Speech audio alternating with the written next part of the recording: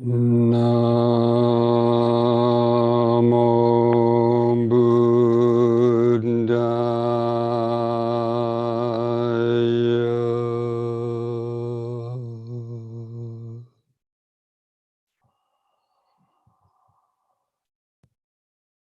Namo Buddhaya.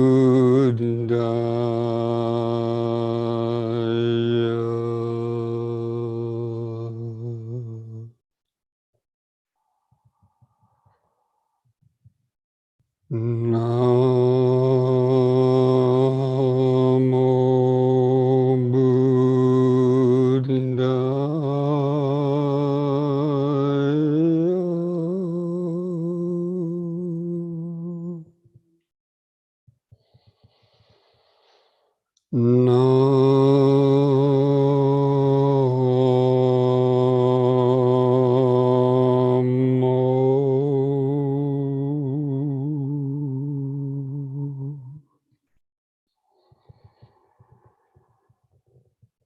Buddhaya.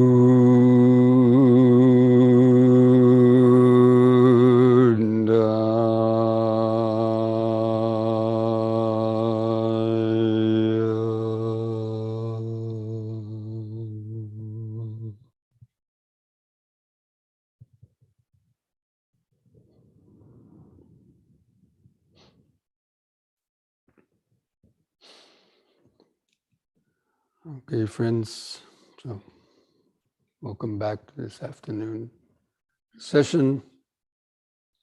And I want to talk a little bit more about sort of the meaning of awareness, and as opposed to unawareness, or sort of living with awareness and living without awareness,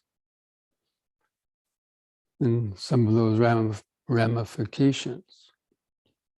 So, I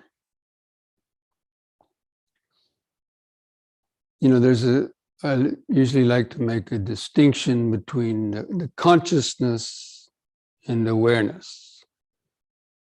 So a lot of people think they're aware, and they say, well, I'm aware of this, I'm aware of that, and they kind of use it as a phenomenon or synonym, or equivalent it with sort of a normal consciousness.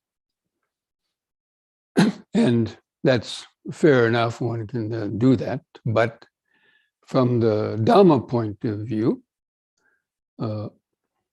awareness or living with awareness has a slightly different type of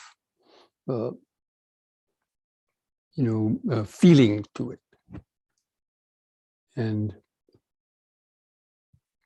But hopefully that'll become more specifically, aware of that in your own practice as we go on.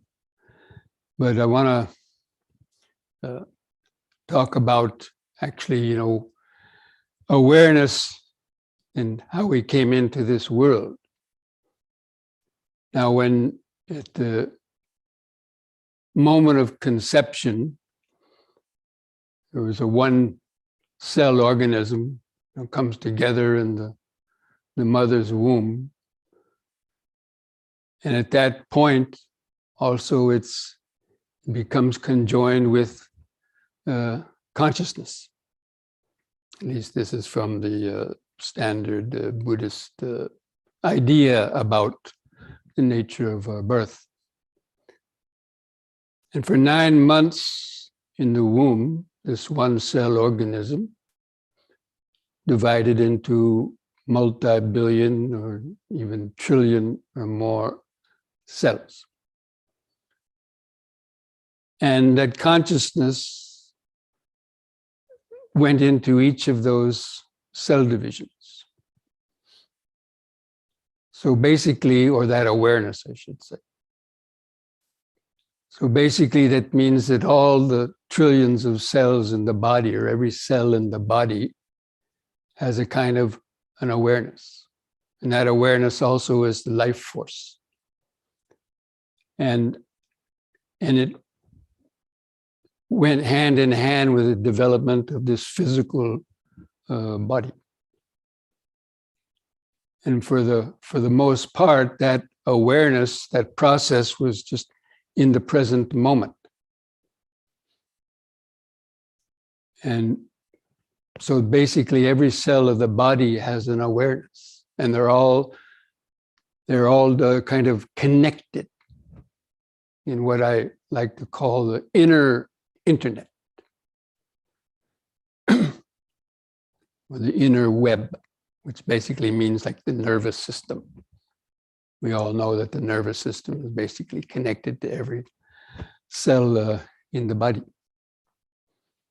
And this body was basically created in the womb through what I like to call natural intelligence or natural wisdom, whether you want to call it DNA or whatever else. But anyway, this process of this marvelous trillion cell or more body with all of its very intricate systems. And, it's one of the most, you could say, advanced organisms that we know about yet.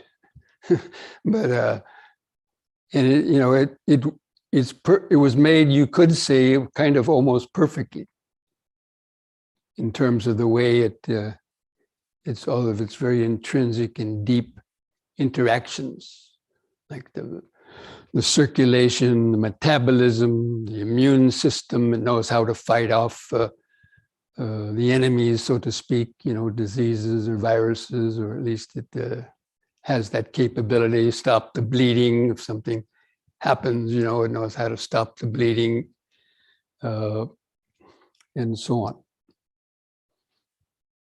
So that went on for 9 months in the womb, and then the baby's born.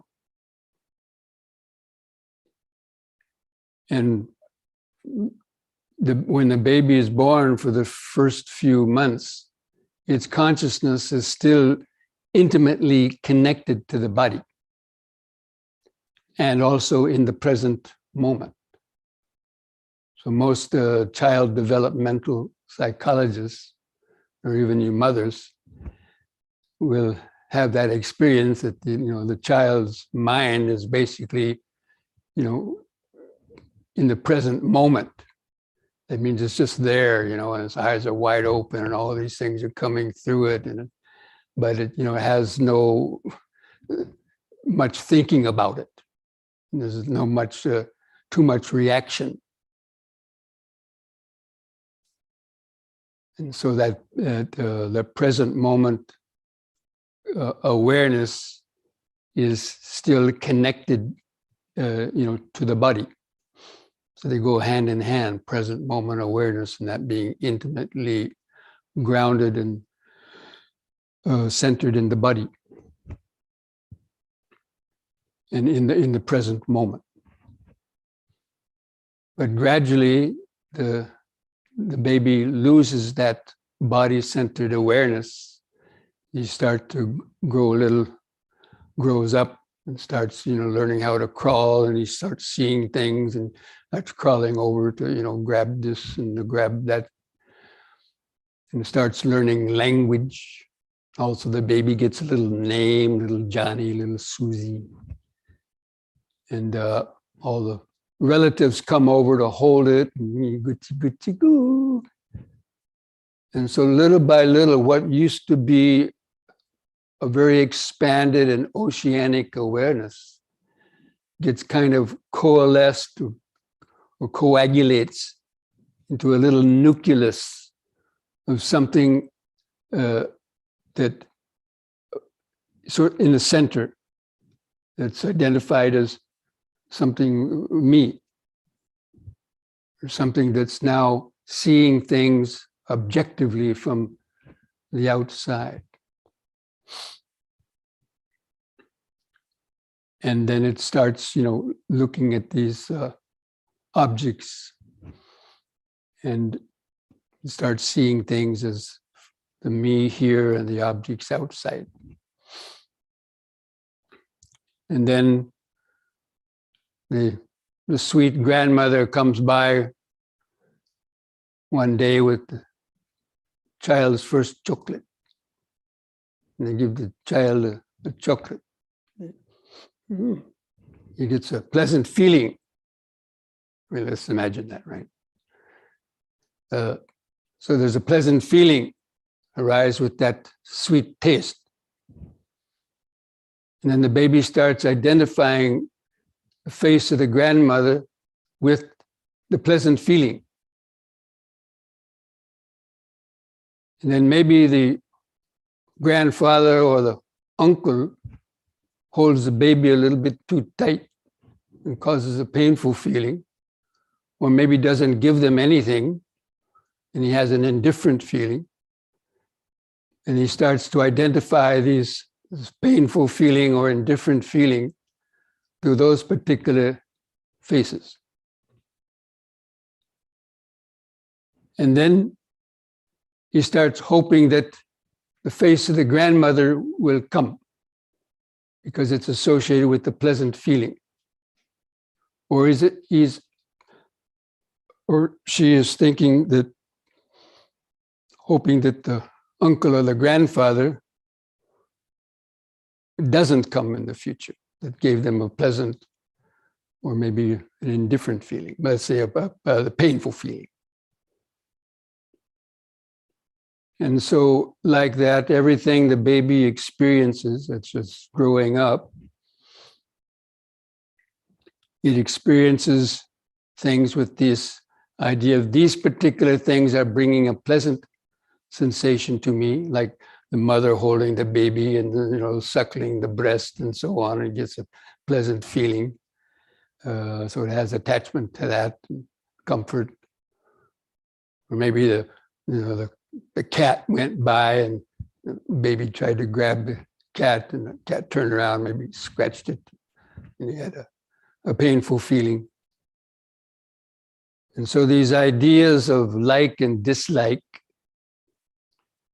and pleasurable and unpleasurable feelings start to get cemented in the baby's mind. And this also becomes the birth of the past and the future. And it starts hoping that in the future, the things that bring it the pleasant feelings will come. And remembering the past, the things that brought the painful feeling don't come. And so this gradually snowballs and pervades everything that it experiences. And so that's the birth of the past and the future. It's born in the mind. People think that the past and the future are identified with places or things geographically, but no. It's an experience in the mind.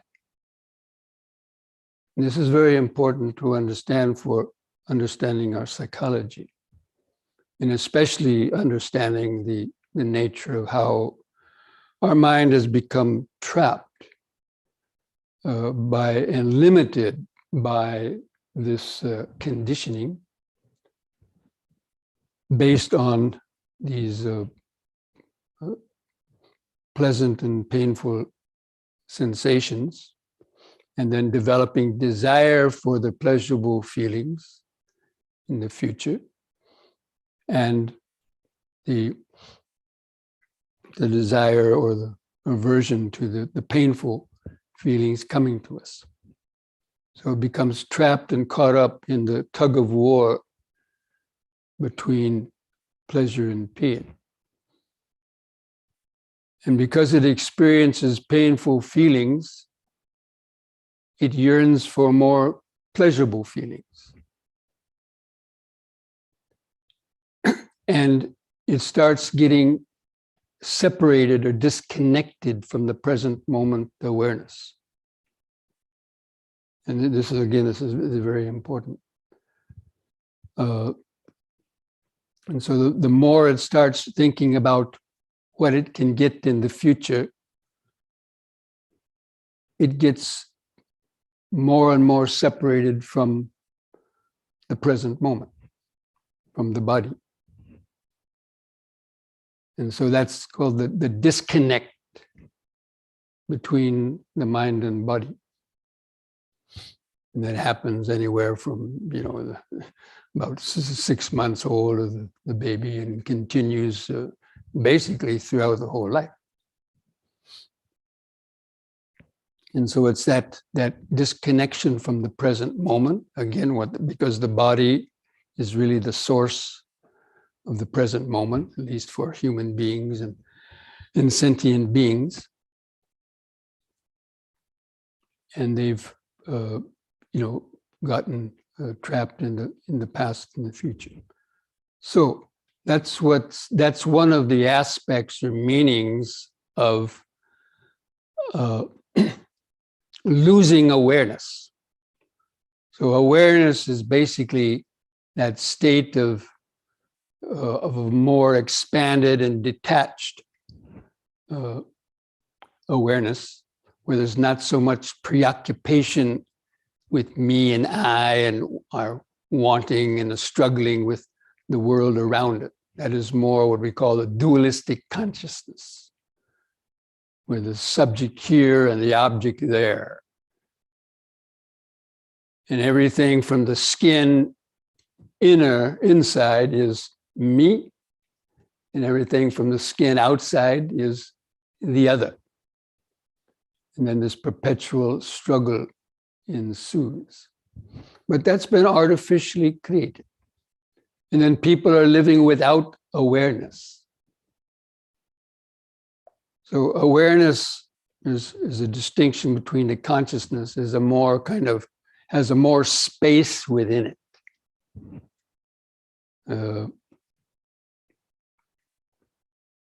And there's the Buddha talked about, like some of the states of the mind in the Chittanupassana. Talked about there's a contracted mind and a more exalted mind. A contracted mind is the mind that's contracted around an object that it's either wanting to have or wanting to get away from, or just contracted around the idea of me, I, me, or mine. And so it has lost that kind of space. So again, this is just one of the main sort of ideas in trying to get back to experience more awareness. And with that also, we've lost the natural wisdom. So, because we've lost that intimate connection with the present moment awareness, which is wisdom also. Wisdom is within that present moment awareness.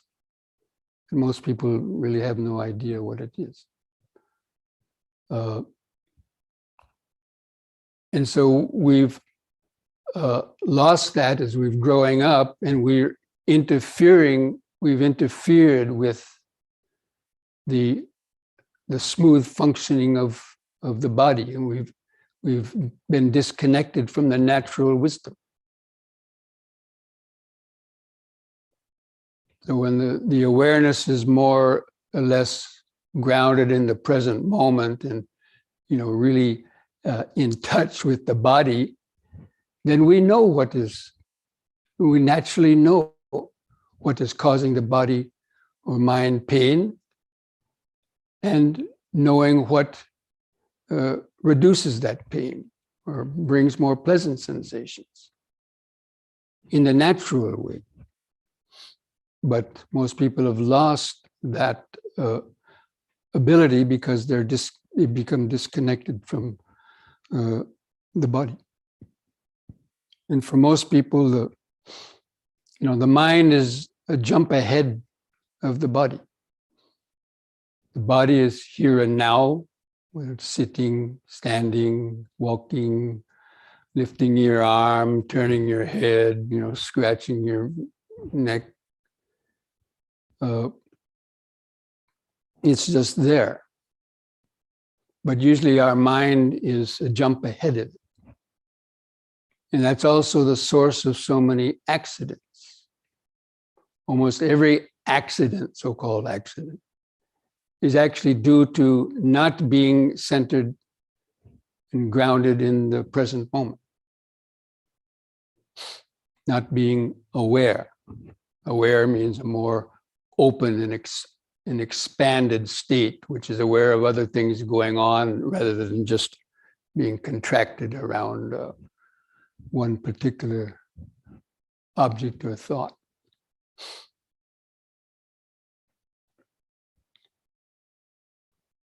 And so all accidents are due to unawareness or unmindfulness. So in the Dhamma language, or the words mindfulness is normally more attuned to what awareness would be, as opposed to just consciousness. The states of consciousness that are coming and going. Anyway, it's a little bit difficult to understand unless you've been meditating for some time. But anyway, so that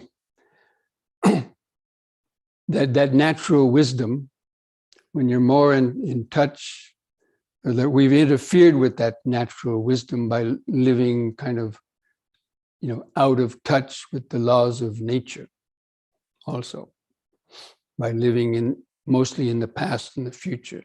So most people basically are living in the past and the future. That means whatever they experience in the present moment, but they're remembering that from the memory of the past and how you've reacted to an object in the past.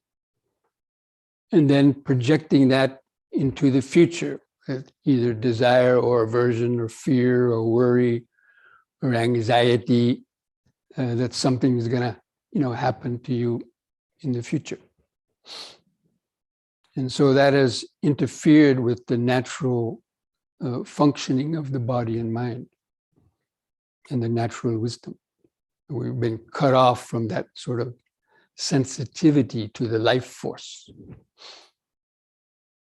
So people pick up a lot of bad habits. And the typical example is, let's say, a child or a teenager or something, they start smoking. And then after a while, they continue smoking, and then they start, coughing. But because of that habit that's been created, or whatever pleasure or wanting to look like the cool guy, smoking a cigarette or whatever, or drinking, or so many other types of habits, that prevents us from, seeing the danger in accumulating these kinds of habits, especially coming back to the example of the smoking. So people know that the smoking is perhaps bad for them, but still they ignore that cough or the warning that it might be something bad. And so they go to light up a cigarette, and the body's trying to, quietly tell them, don't do that, don't do that. And the mind says, shut up. Or whatever else it might be.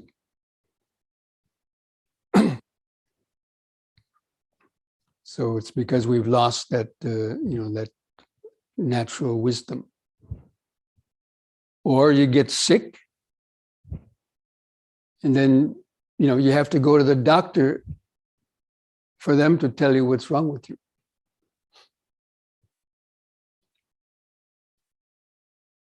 But, the body,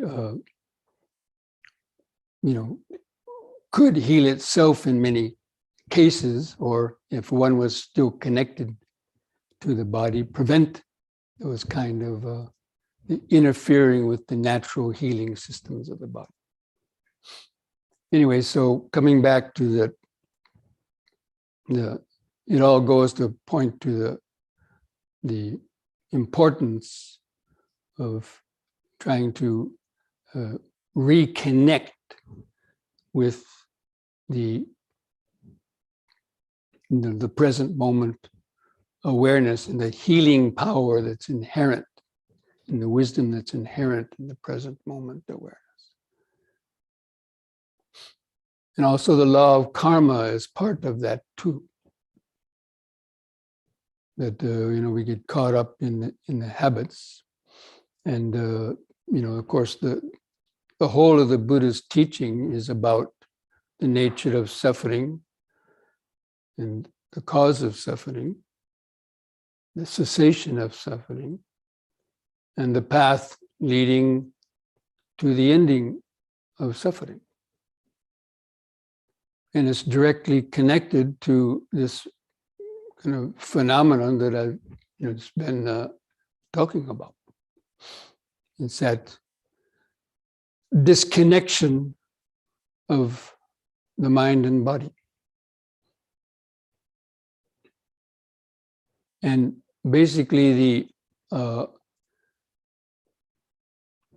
the one of the laws of nature, we're not living within the laws of nature. And one of those important laws of nature is the law of karma. And it can be summed up in simply like the law of gravity. If you throw something up, it comes down. So if you throw something out of your mouth, that sound vibration goes out in the world and mingles with other minds and bodies, and it comes back like a boomerang.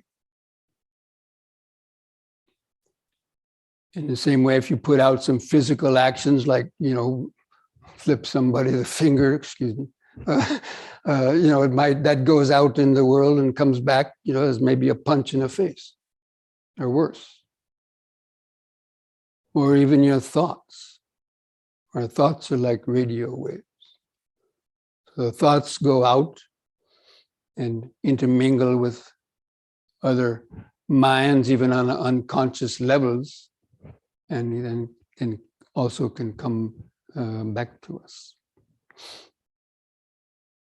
And that happens in both pleasant and unpleasant sort of results. And it's also kind of similar, maybe not exactly, but similar to, Newton's law. You probably studied mathematics or physics, in which, it goes for every action, there's an equal and opposite reaction. Now, in a general sense, that is similar to the way of the law of karma is operating too. That if our actions are of a negative kind of energy, and in the Buddhist terminology, when we talk about negative or positive or good and bad, that has the meaning that things that we do out of selfish greed or anger and hatred and ignorance produce a painful reaction. And things that we do with those opposites of non-greed or friendliness and kindness and more selflessness then those reactions coming back will be of a more pleasant variety.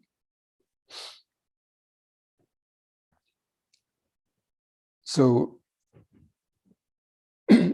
that is, kind of, whenever we put out energy, like negative speech or actions or thoughts, again, they're the kind that are based on greed, hatred, and delusion. And they bring us pain and suffering results. And when we're cultivating the opposite kind of intentions based on those opposite qualities, then that brings more pleasant results. And this is a natural law. And the sort of the living in harmony with the laws of nature.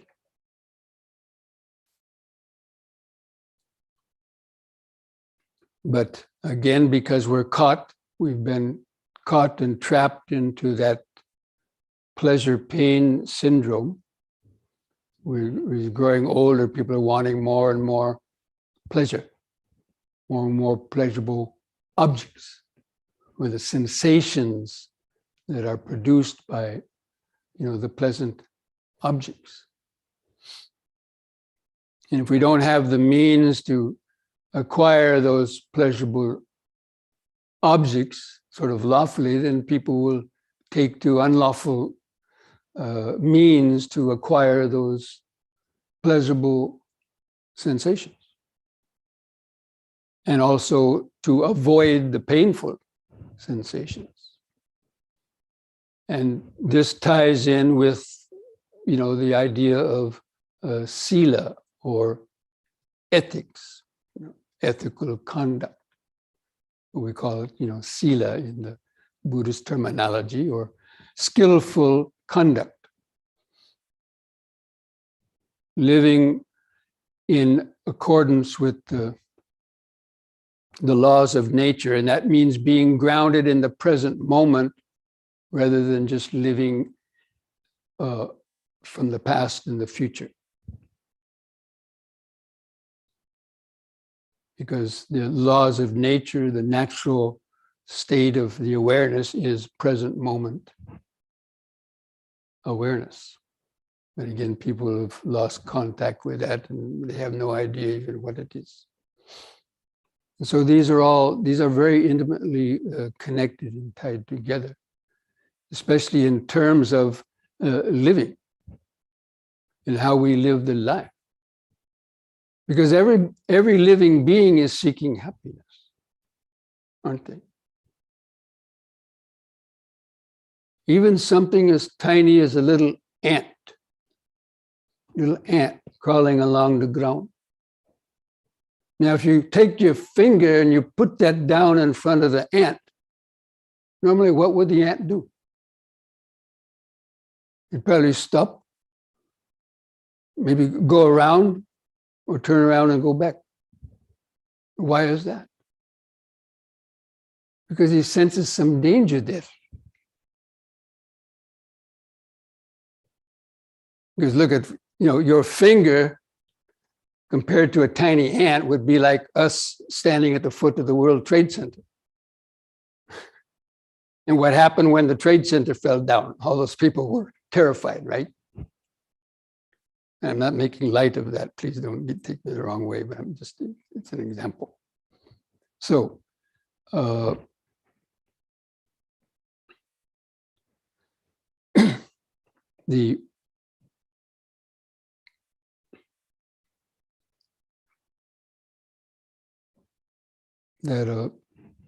excuse me.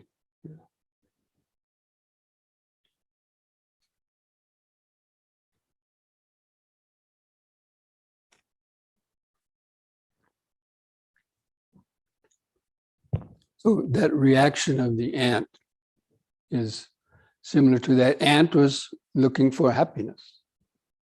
And all of a sudden it come up to something it sensed as danger.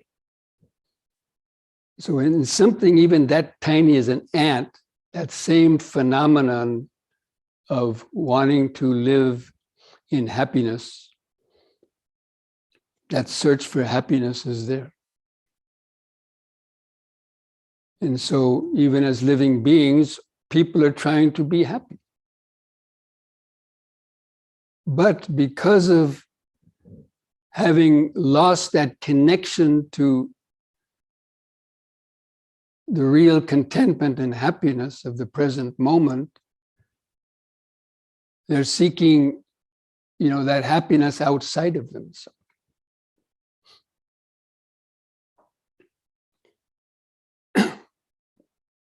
And, that is, the beginning of, the primary cause of the suffering. It means trying to seek happiness outside of yourself,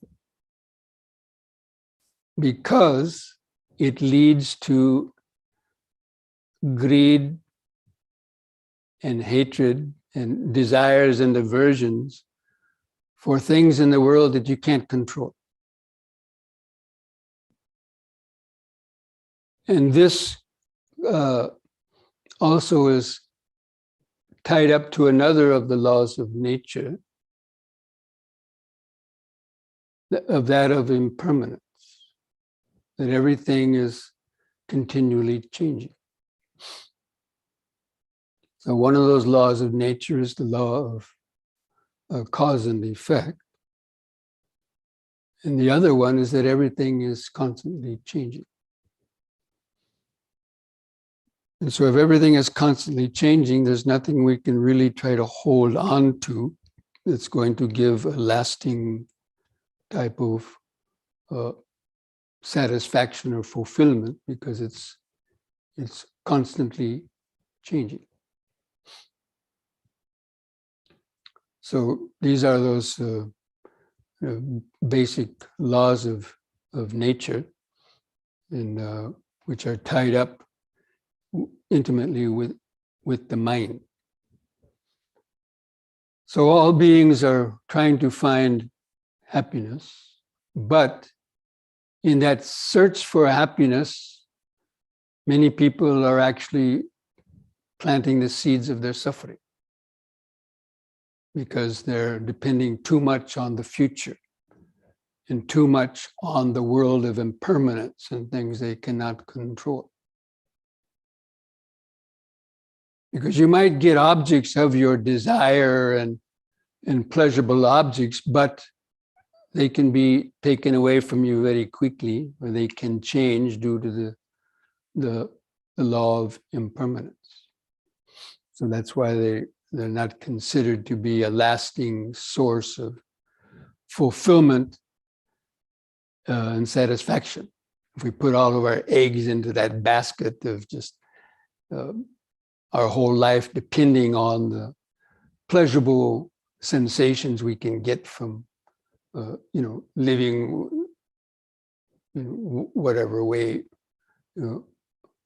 one wants, or being disconnected from the truth, becoming disconnected from the present moment. It doesn't mean you can't have thoughts of the past and the future. I mean, we have to, but we should do so at the same time maintaining our connection with the present moment, maintaining that connection with the breathing body, so that it becomes sort of an anchor. Because normally we get totally sucked in and lost in our thoughts about the past or future. Let's say in this morning's meditation, or last week's meditation, did you ever get totally lost in your thoughts of the past or future?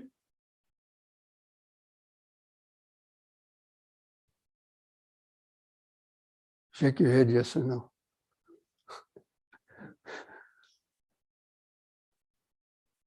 So, and why is that? Because you probably had lost your concentration at that point. You'd lost that remembering, sitting and breathing, or just the breathing, or some physical sensation. Totally lost that. So maintaining, reconnecting to and maintaining that connection to the breathing body, that is really the way to gradually get reconnected to the present moment. And the body is always with us. I mean, from the moment you're born, or even before that in the womb, as we already mentioned, that was the home for the mind. And it still is, except we've, lost that awareness to it. We've lost that vital connection. It's the vital link. But we carry this body around with us. We say, they say, 24/7, right? And then after 24/7 comes 365. That means 24 hours a day, 365, I guess, and a half days per year. And the last number, how many years? We don't know. It means we don't know how many years we're going to live. But anyway, if we have to carry this body around with us 24/7, 365, why not make the best use of it? To get reconnected to the natural happiness. I mean, is it rocket science? So that's really the starting point from the Dhamma point of view, and even the Buddhist teaching on how to reconnect. The first stage of meditation practice is learning how to get reconnected to this breathing body, which again is synonymous with the present moment. And the word mindfulness, actually one of the meanings of that is to remember. But remember what? How much money you have in the bank? Well, that's also useful, so you don't get overdrawn, I guess. But to remember the present moment, to remember what is this body doing right now, and what is this mind doing right now? Because, this body weighs 100 or more pounds, right? Like it's in your face. But yet it's so far away for so many people. For a lot of people, the only time they feel their body is when they get a toothache, or maybe they look in the mirror and see their image, or you stub their toe, or they get a bellyache from eating wrong kind of food, maybe, something like that. Or some unmindful injury. Or then it kind of brought back to the body. But for a majority of the time, people are, the mind is a step ahead of the body. And that's, again, why so many accidents. The classic example of somebody, you're walking down the road or the sidewalk, not paying attention to where you're going because you're daydreaming maybe. Or you're thinking about, your destination and not paying attention to the ground in front of you. And maybe step in some, dog doo-doo, or worse, step in a pothole and twist your ankle. Or bump into somebody coming the other way, get in a fight. So all these kind of examples, are due to our being lost in our thoughts and not centered in the body. And there's so many hundreds and thousands of these examples that you can probably remember. Sometimes it's good to go back and to remember the past. So even remembering the past is not all that bad if we can learn from it and understand how we've created a lot of unnecessary problems and suffering due to our not really being grounded and centered. So the idea of living with awareness is to minimize the unnecessary pains and sufferings that come to us from being unmindful and from becoming disconnected from the present moment. It doesn't mean that you have to live in the present moment all the time. I mean, that may come sometime down the road. But even if we're kind of in touch with the body, I would say even 25% of the time, that would go a long ways in minimizing the kind of unnecessary, unskillful or painful, results of our actions and thoughts.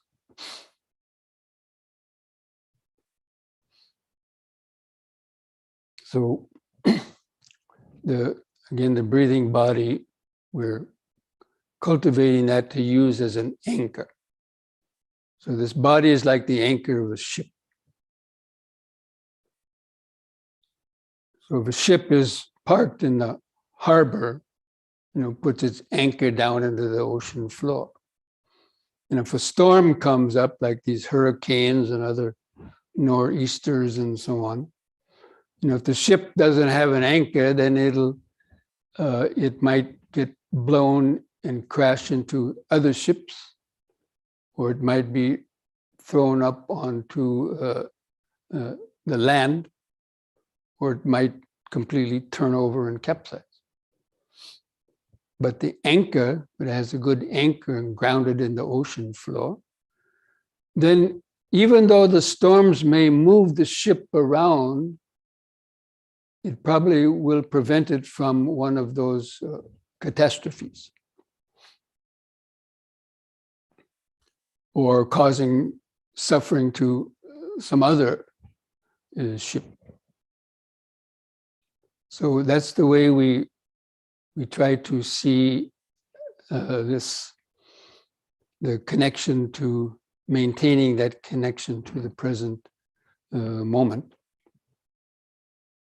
in the practice of meditation. Is an anchor for the mind. So when the mind starts to drift off, to go outside of itself, or even just lose its awareness, starting to kind of drowse out, that mindfulness, alertness is that helps you to be aware, I'm becoming sleepy now.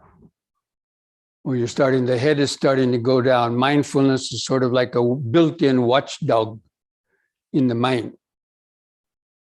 It goes, woof, woof, sleepy, sleepy, wake up. Oh, yes. Then you can take a deep breath, and kind of straighten back up, and then continue along with your meditation. Or if you start to get lost in your thoughts, the mindfulness, it says thinking. So you actually know that you're thinking. See, a lot of people go on thinking, but they don't know that they're thinking because they're lost into the thinking. So we can learn to observe our thoughts, just as you would observe an itch on your head. You can observe, I thought about this, I thought about that, okay. And let go of it if it's not necessary. And that's very dependent on keeping the nervous system, in its optimal state of alertness. And that's, again, why the posture is important to help to maintain that state of alertness. Now, another meaning of actually one of the meanings of meditation is to keep the mind in the middle. So, the word meditation, of course, it's a translation of, Pali or Sanskrit language, but they chose the word M-E-D-I in English to use for meditation. And so the root, the prefix of M-E-D-I means something that's in the middle. And the same word medicine starts with M-E-D-I. And mediation or media also starts with M-E-D-I. And all those words signify something that acts as a bridge between two other things.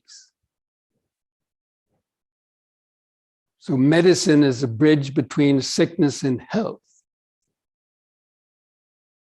And a mediator sits between two arguing people to resolve their differences. And the media sits between, the views of Republicans and Democrats, or, whatever, trying to, all these opposing views, trying to, get the facts straight, just the facts, man. So, and the word meditation is in the middle between what? Just been talking about it. The past and the future. So meditation means keeping the mind in the middle. That means you're focused on an object. But that object is to keep the mind steady without getting lost in the past and the future thoughts.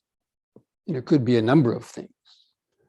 But the Buddha chose the natural objects of the breathing and the body for developing that kind of keeping the mind in the middle.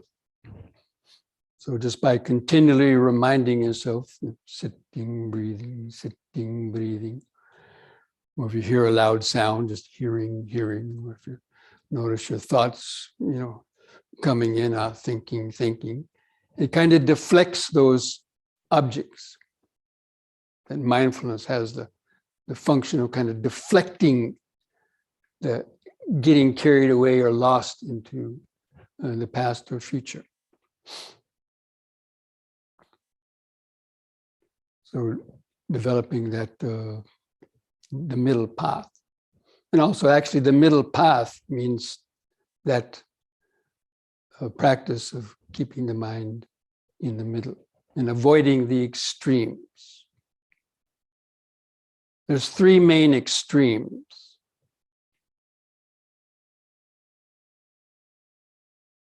One extreme is getting lost in pleasure. The other extreme is getting lost in pain. And one extreme is getting lost in the future. The other extreme is getting lost in the past. And what's the third extreme? Self and other. Getting lost in yourself, just thoughts of me, I, mine, or the other person. In all of those instances, one loses that center.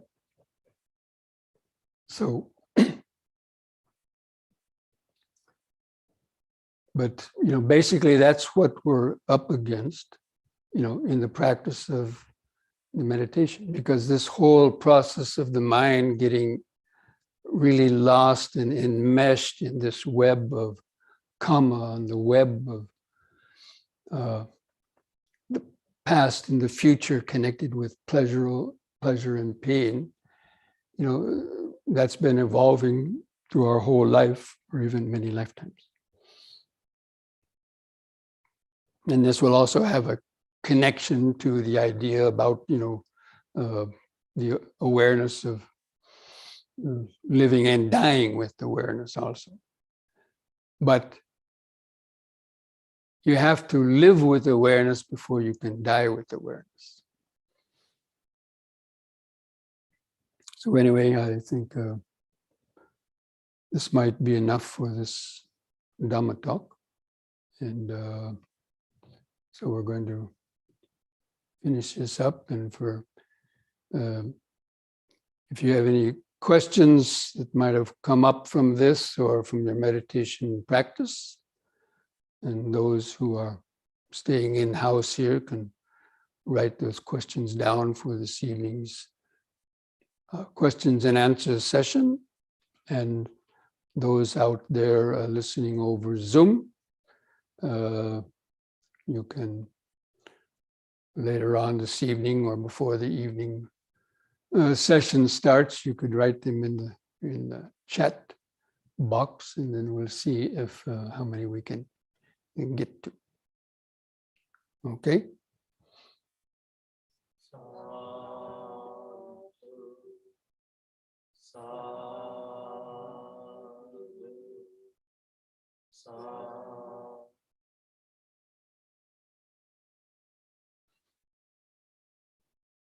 Okay, while we're just been talking about that, so just close your eyes for a moment.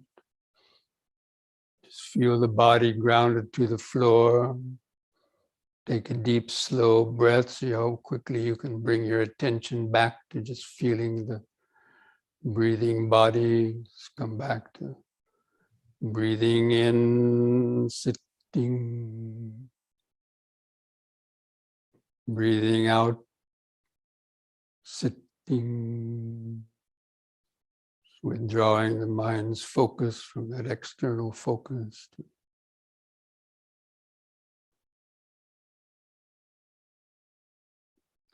Just feeling the body.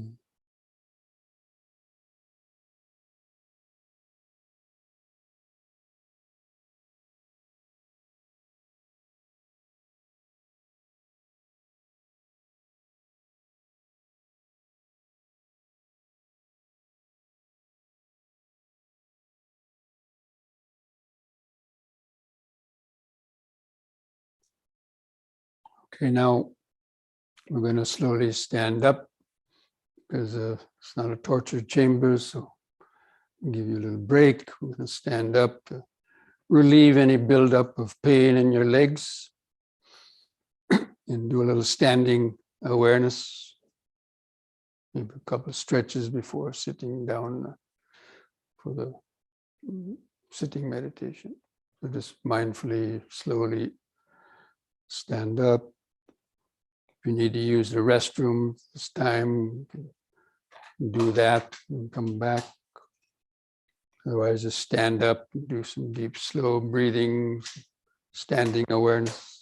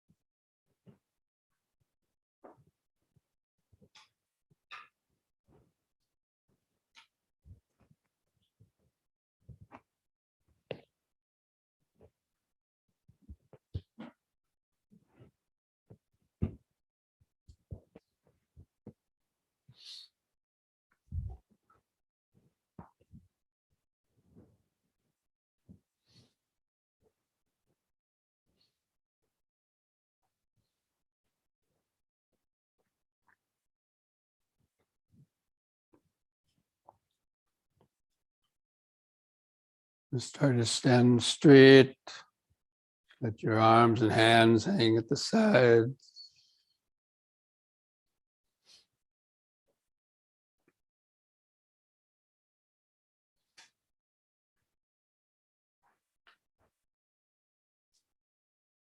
And take a few deep, slow breaths.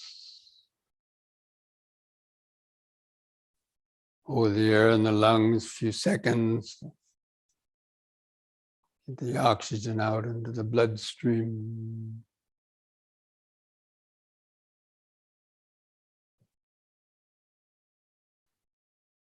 Try to feel the last bit of air go out of the lungs on the out breath.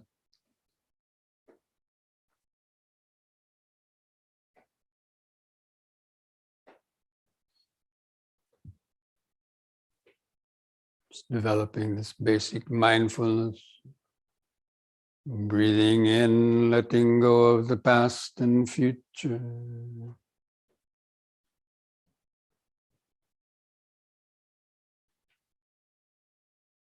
Breathing out, standing here and now.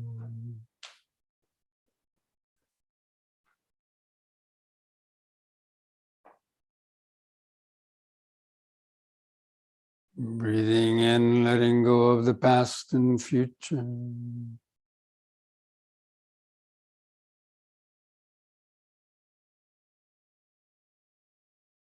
Breathing out, standing here and now.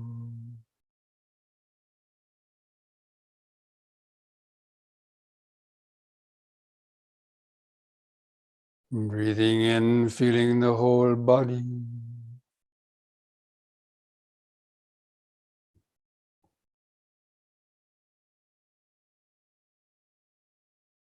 Breathing out, feeling the whole body.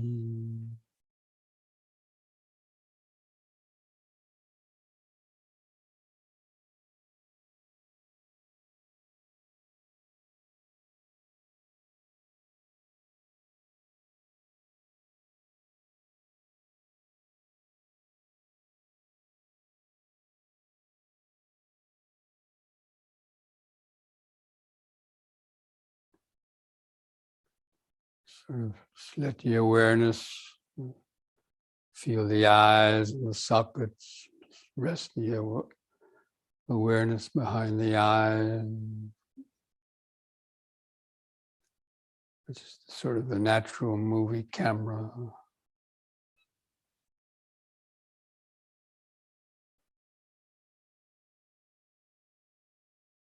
Awareness is actually very similar to a movie camera.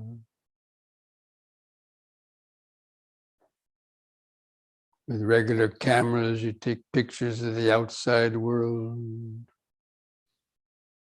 With the camera of awareness, videotape the inner world beneath the skin.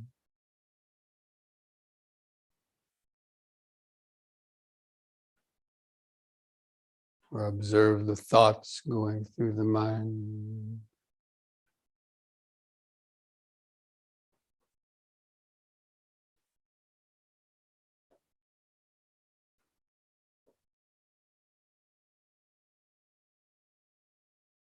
Or the perceptions and mental pictures that pop into the mind.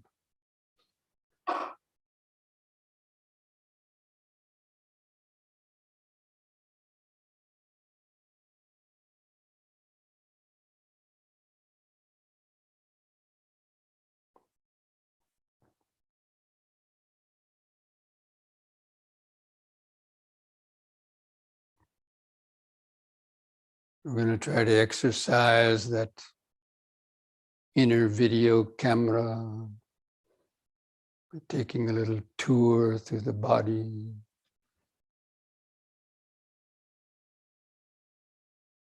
And now just bring your full attention down to feel your feet pressing the floor.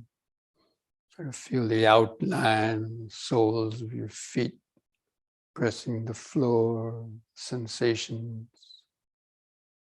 that solid contact. Feel the sensations in the socks and the feet. It's like taking a video.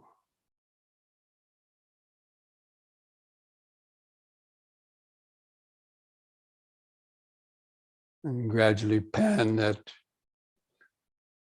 video camera upwards to feel the straight legs over the feet.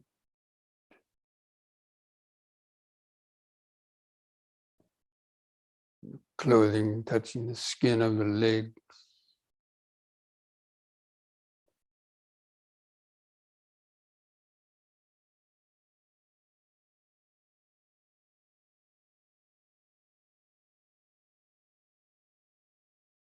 And panning up to feel the hands and fingers. Feel the subtle pulsation in the hands and fingers.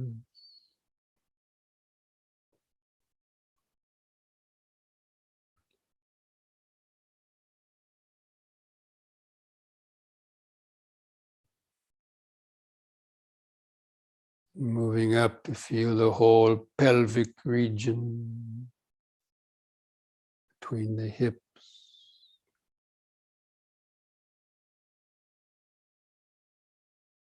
Just feeling the different sensations.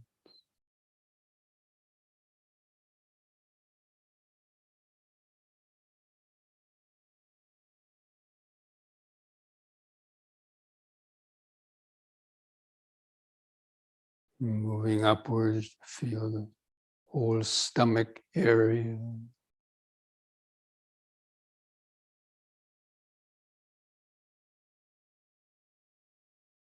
Clothing touching the skin of the stomach or any sensations inside the stomach, remnants of digestion.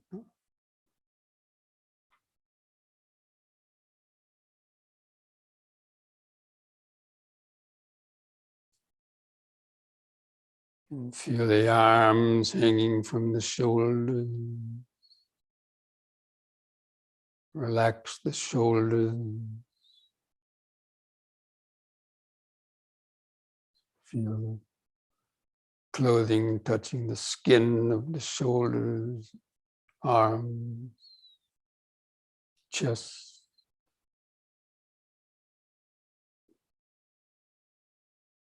And feel the chest area.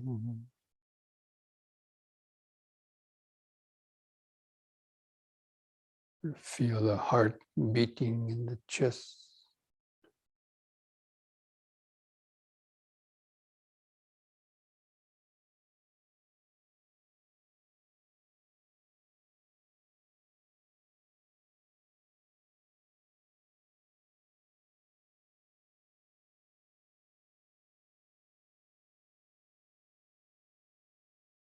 Then moving up to feel the base of your neck, or the outer neck.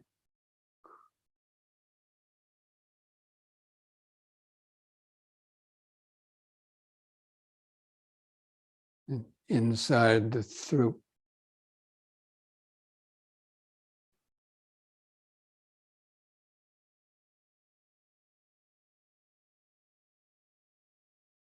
There's an urge to swallow. You can imagine swallowing saliva or something. Feel those sensations.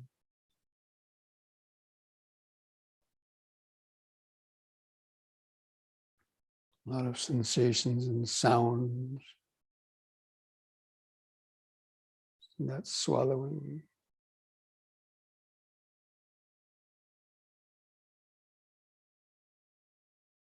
And feel the lips touching together.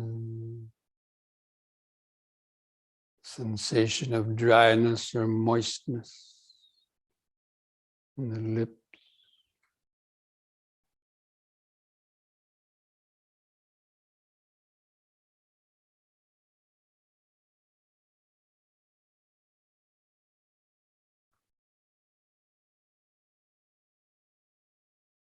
And feel the tongue laying in the mouth, where the tongue may touch the teeth, the sides and roof of the mouth.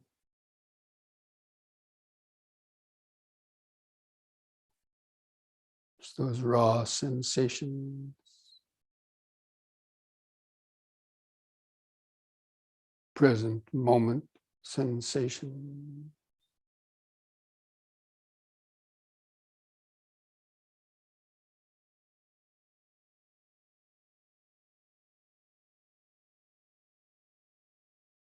And again, Rest the awareness behind the eyes. Feel the eyes in the socket.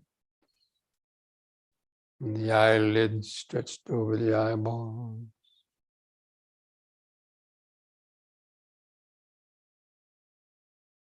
Sort of videotape your eyeballs, eyelids sitting there in the head.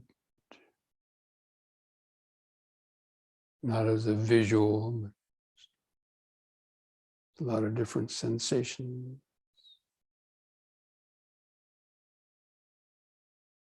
Feel other sensations on your face. Skin stretched over the front of the skull.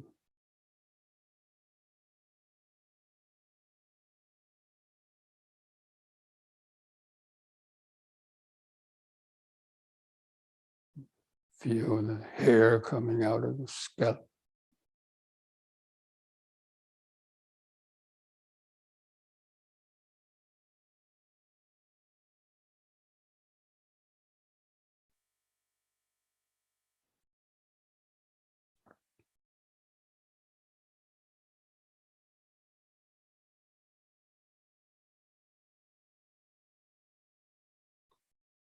And again, just let the awareness kind of just come back down a bit and open up to the whole body. Cultivating whole body awareness. Like a wide angle lens in a camera. Feel that outline of the body, the head, the arms, torso, legs, feet.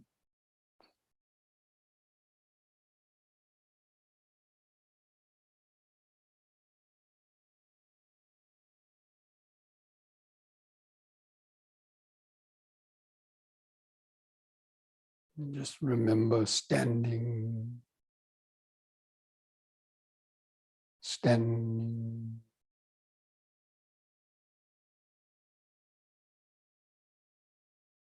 Standing, the knowing awareness, the natural wisdom of present moment awareness.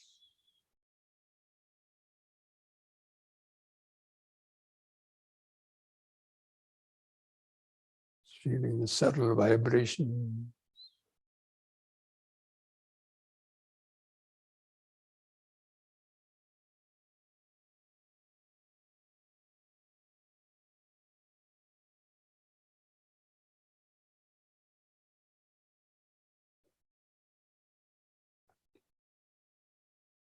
Just breathing in, standing. Breathing out, standing.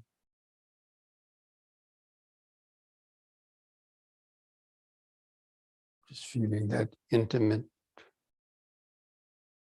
life process. The breathing, the heart beating, circulation.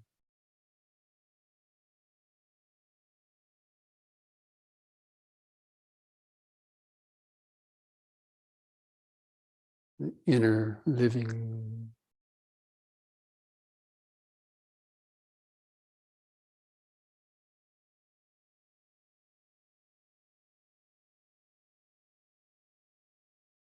Those are the two concentric worlds, the two parallel worlds, the outer world, outside of the skin, and the inner world, underneath the skin.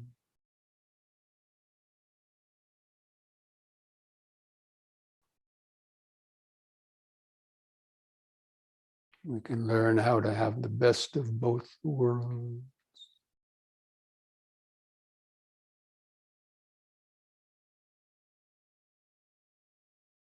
When you're grounded in the inner world, you can still be aware of what's happening externally. but without getting lost in the external. Sounds come and go in the background. The thoughts come and go in the mind.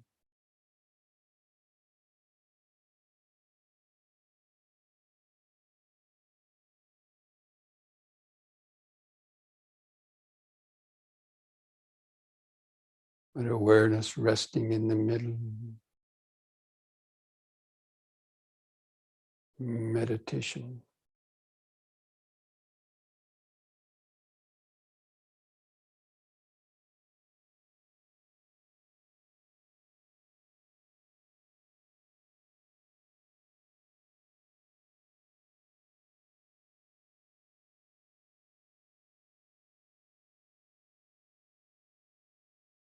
Medicine, healing power.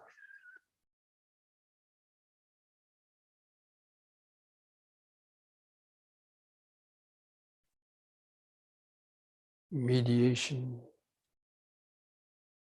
resolving all your problems.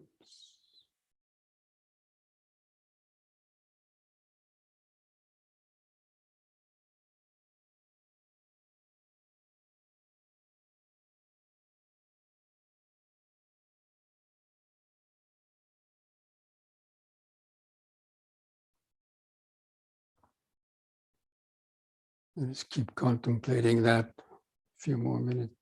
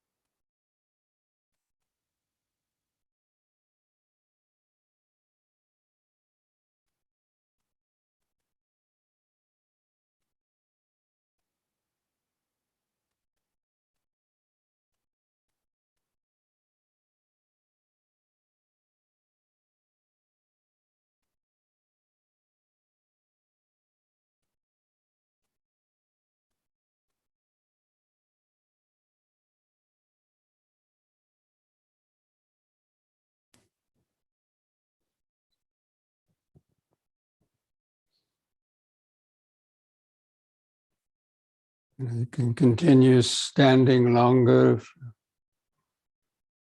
having good awareness.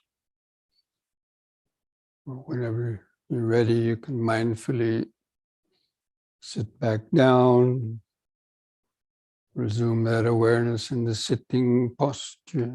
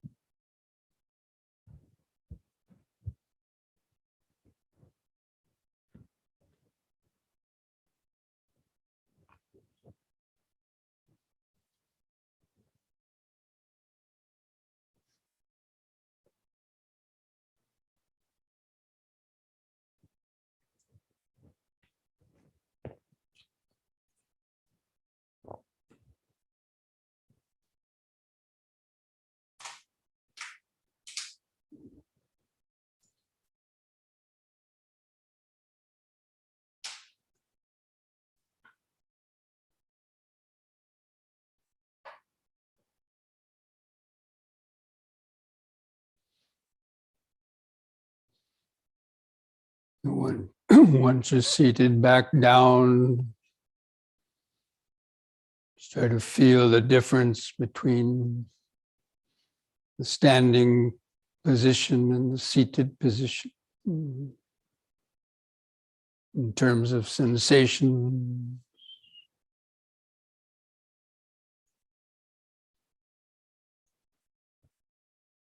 Sensations in the standing body are different from the sensations in the sitting body.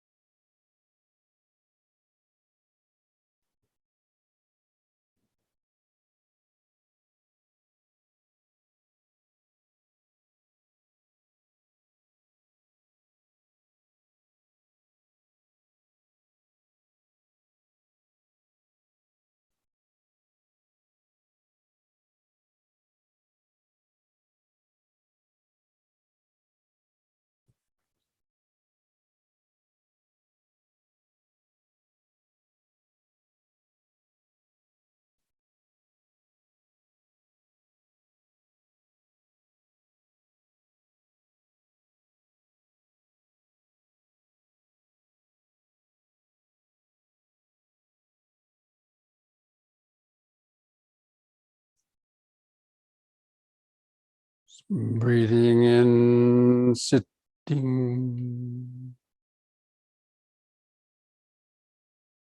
Breathing out, sitting.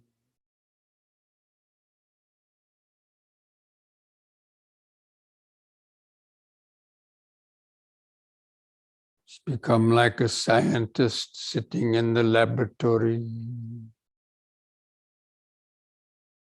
looking down through the microscope.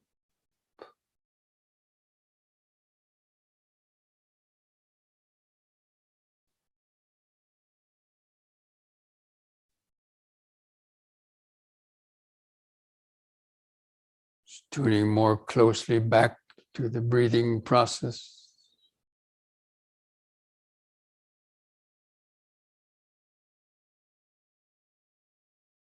Feel the subtle movements of expanding and contracting.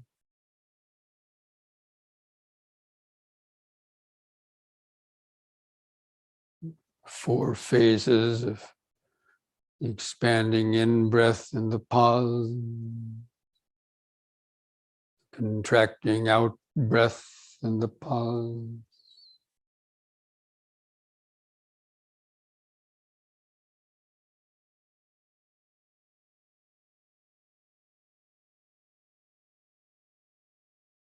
So many little sensations can be noticed.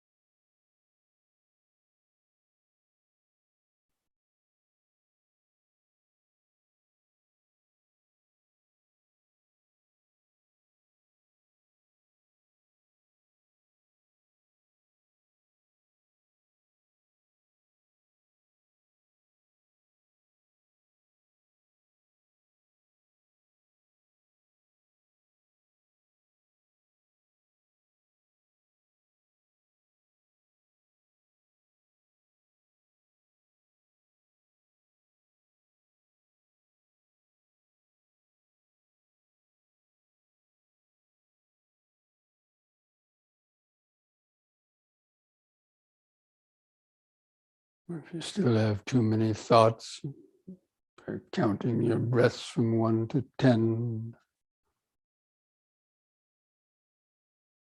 keep your concentration.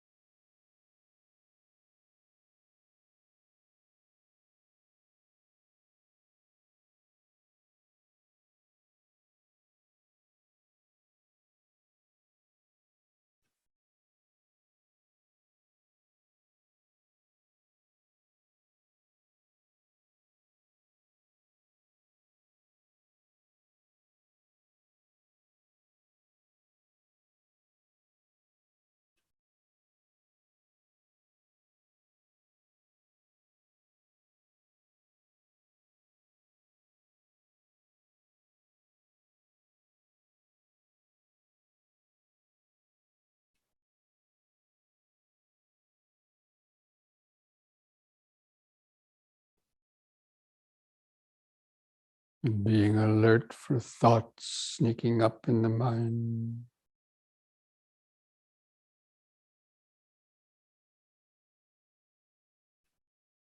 Just let the thoughts come and go in the back of the awareness.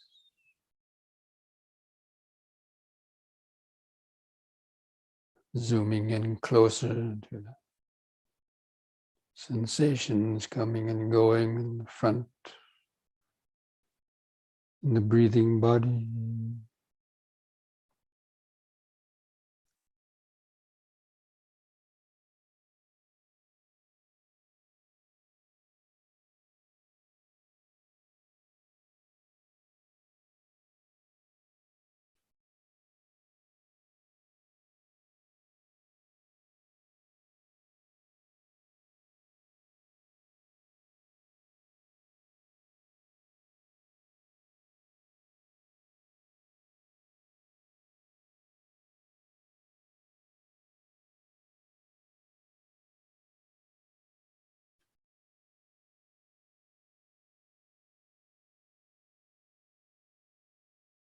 or the feels that coming and going, the arising and vanishing of each in-breath,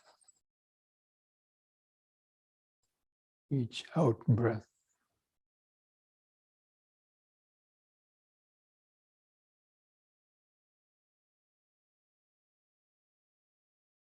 Symbolic of the impermanent,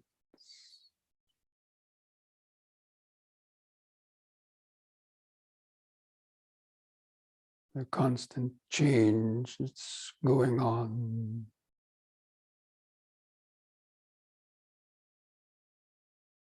Under the skin.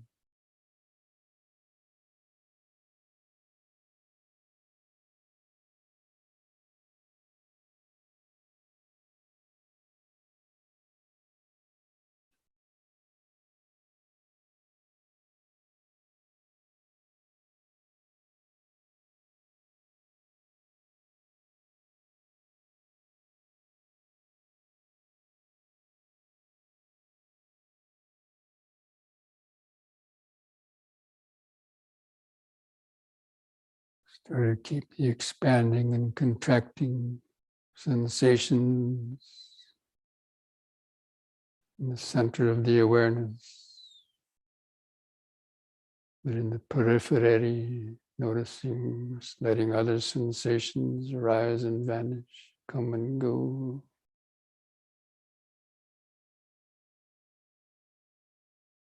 Prickling sensations, pulsations, body movement.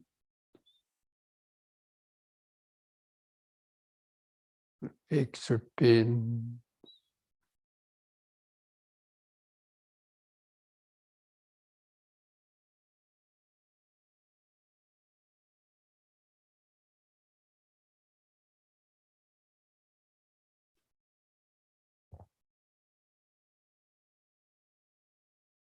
Awareness is like an inbuilt seeing eye camera.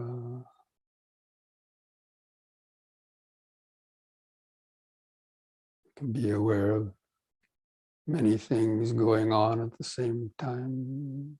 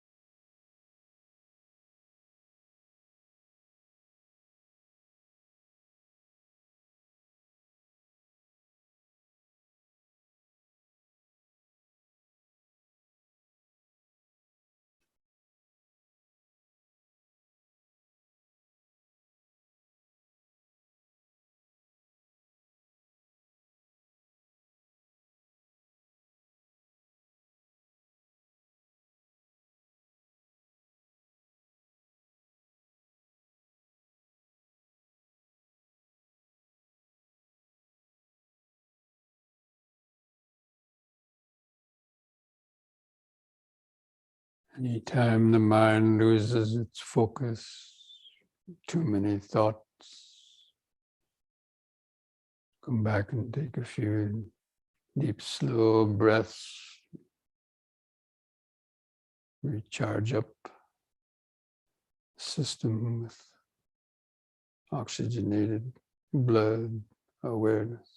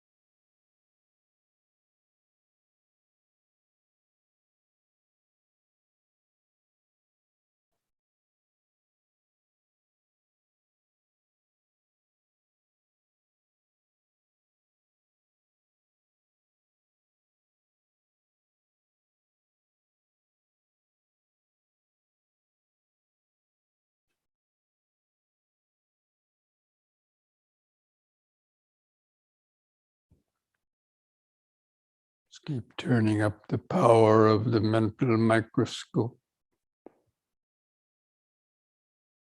to notice more and subtler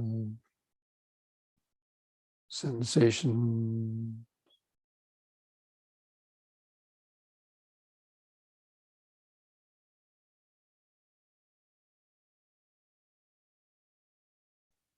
And the mental reactions to those sensations.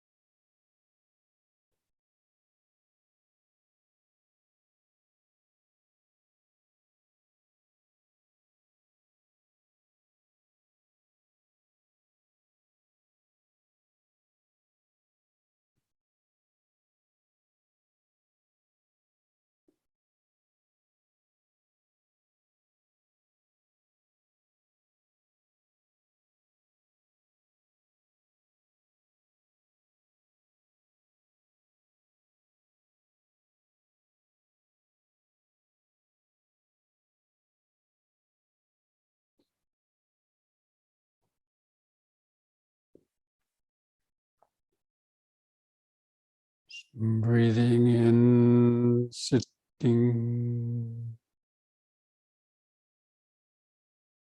Breathing out, sitting. An ongoing, continuous lifeline connection to the present moment.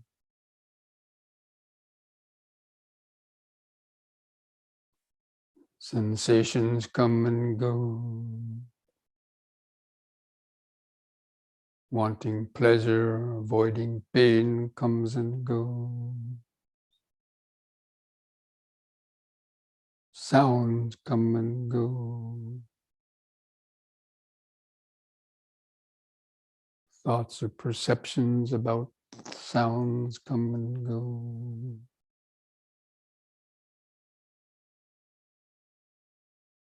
Other thoughts, urges come and go.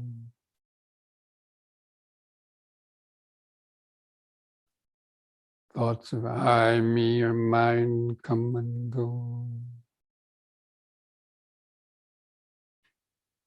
It's all just a constant parade, flow of impermanence.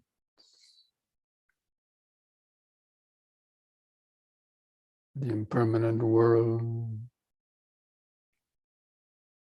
with this body-mind awareness.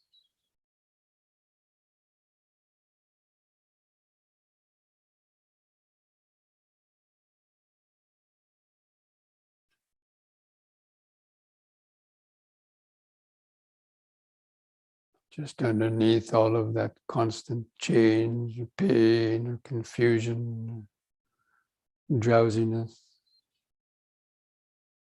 is the parallel dimension of the now, of present moment awareness.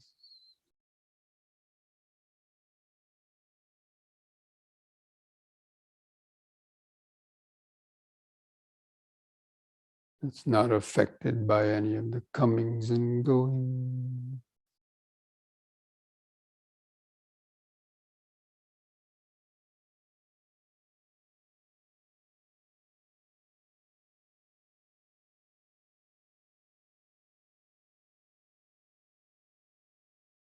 The inner webcam.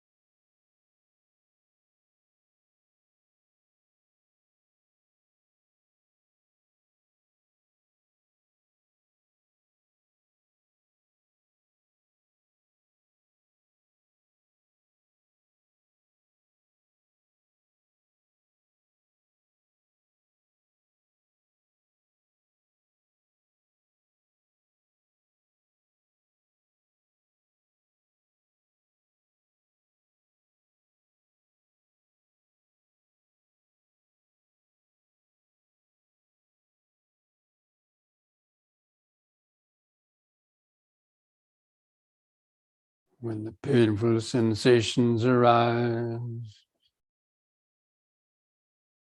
try to see those impermanent sensations, painful sensations, how they pull at the mind.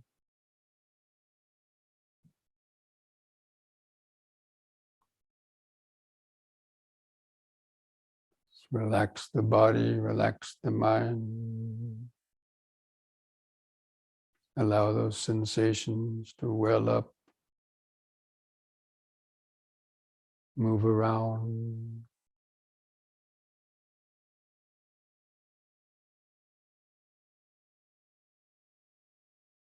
How those sensations themselves are made up of many subtler sensations.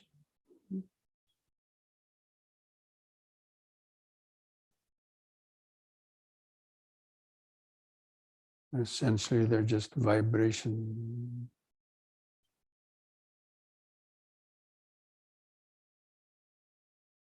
Arising through that mental space.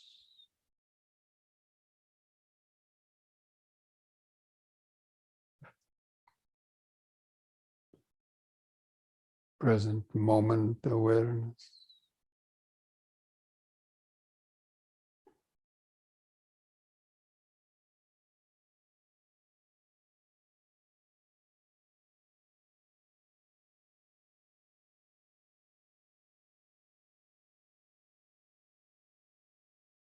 At a certain point, sensations get so distracting. You can mindfully stand up,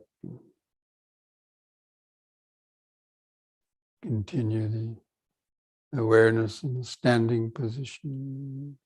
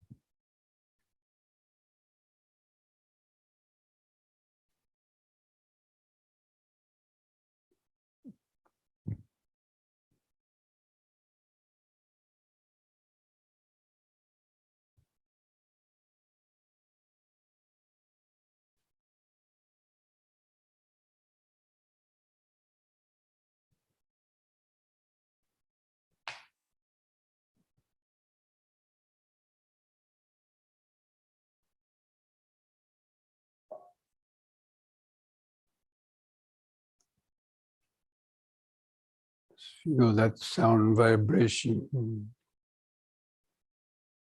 that space of awareness. What kind of perceptions or ideas come into the mind?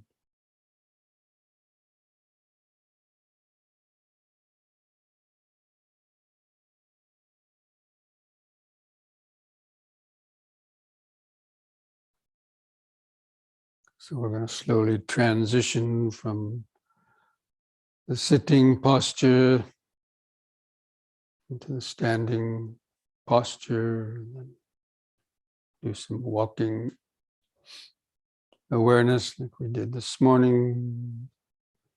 Just slowly begin unfolding the legs, but be mindful and feel each different movement of moving the arms and legs, bending. First of all, just stretch out the legs in front to remove any aches or pain.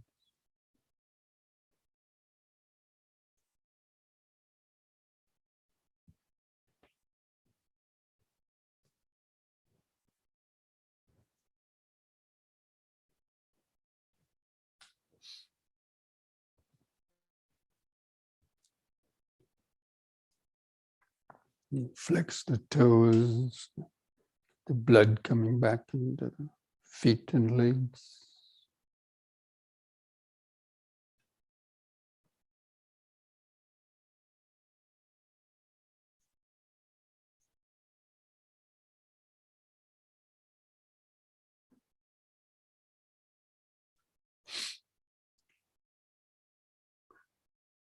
Then we'll do the forward stretch. Place the hands at the chest. Breathe in, raise the hands over the head.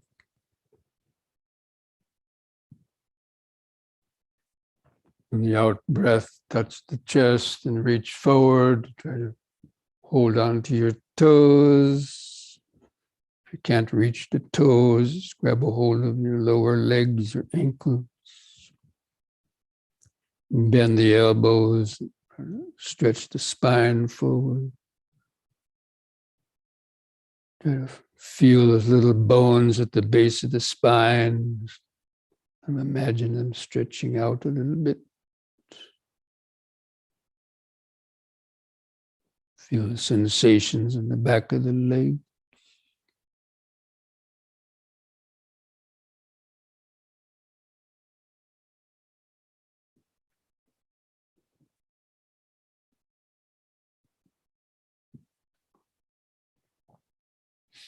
Breathe in, sit back up. Just let your hands rest on your knees. Just close the eyes. Try to mentally feel the body exactly as it is, here and now. Rest the attention behind the eyes. Turn on the inner movie camera. Feel the buttocks and heels pressing the floor. The straight legs.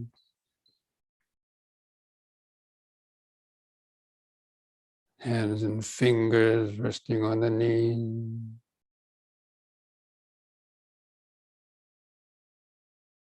Clothing touching the skin on different places.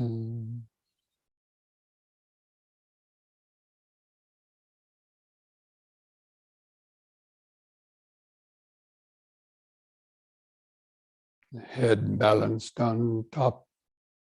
And different sensations on the face and head.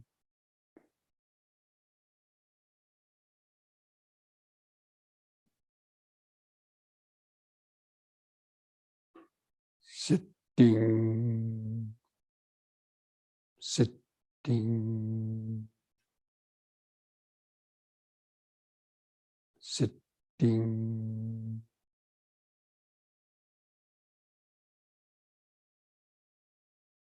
And try to be aware of that idea or desire to stand up. And draw the feet up toward the body. Place the hands on the mat or floor, and then push the body up into the squatting position.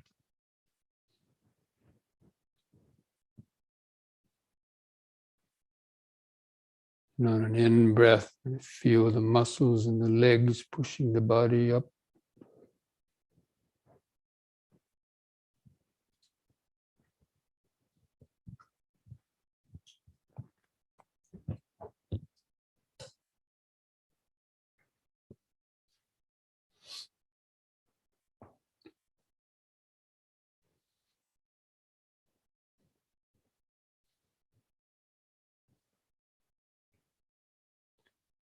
Without getting too distracted, just stand up straight.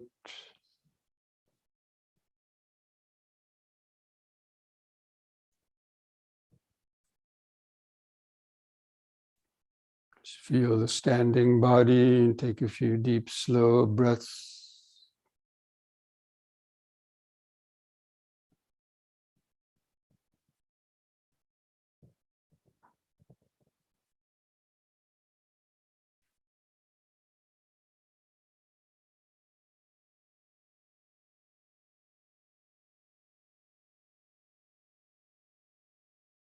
Breathing in, standing. Breathing out, standing.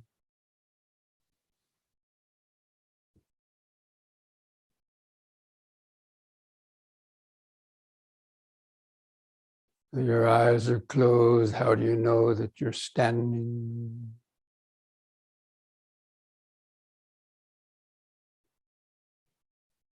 Sensations of the standing posture are different from the sensations of the sitting posture.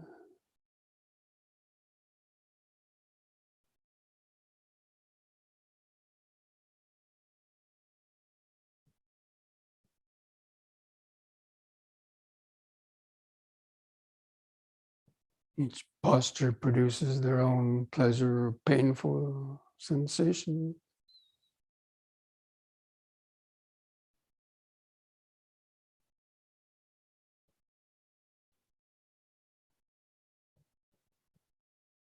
Its own type of thought.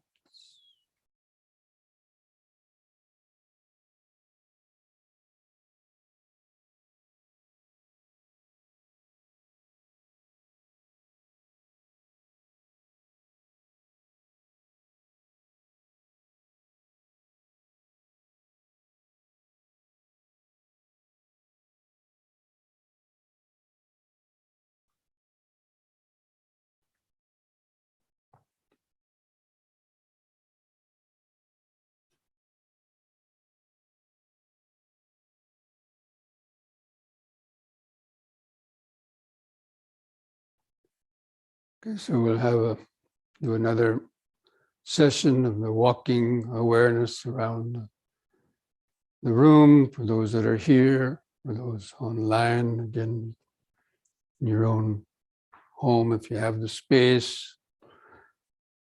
Just a review of the instructions. Again, move your cushions toward the center to create a walking track. And spread yourselves out equidistant.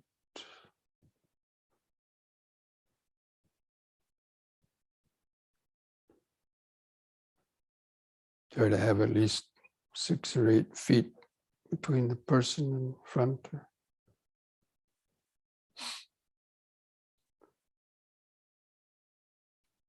And coordinating the steps with the breathing. On the in-breath, lifting the foot off the ground, swinging it forward. The out-breath, pressing the foot to the floor, shifting the weight forward. And try to feel the moment the foot lifts off the ground. Try to coordinate that in-breath with the moment that toe lifts the floor and swings forward. The out breath, touch the heel first, and then feel the pressing of the foot and toes, the upper body shifting.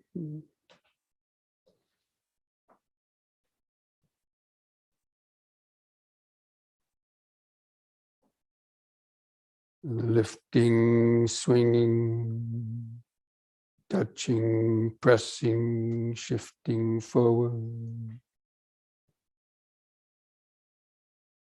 When you get to the corner before turning, come to a full stop. Mindfully turn. Know that you're turning.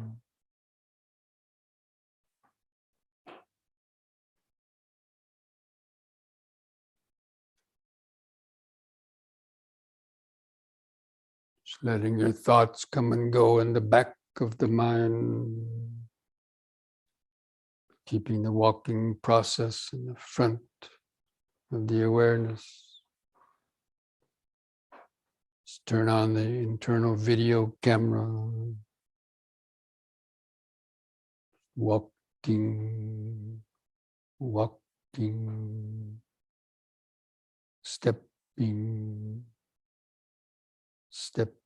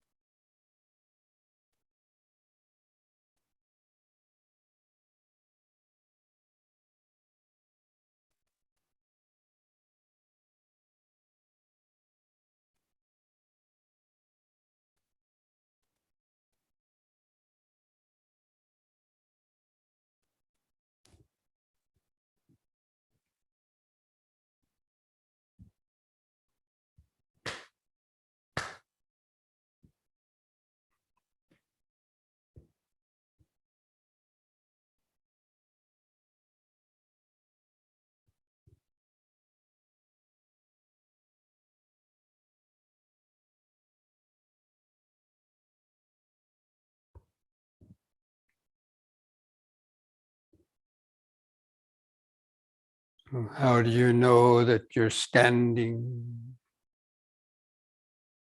What sensations tell the mind that the body is standing?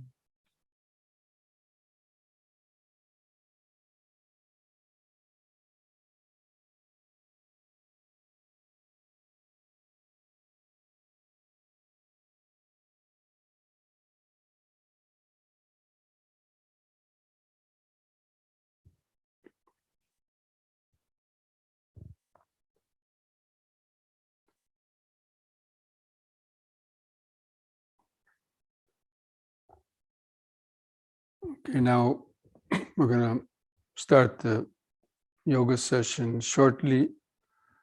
So just mindfully, in that same mindful way, just come back and sort of arrange your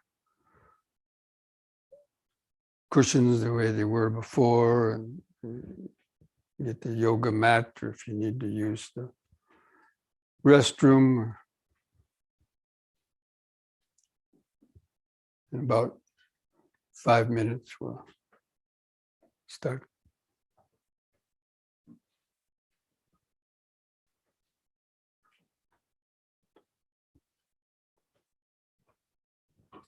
So for those at home, still listening in on Zoom,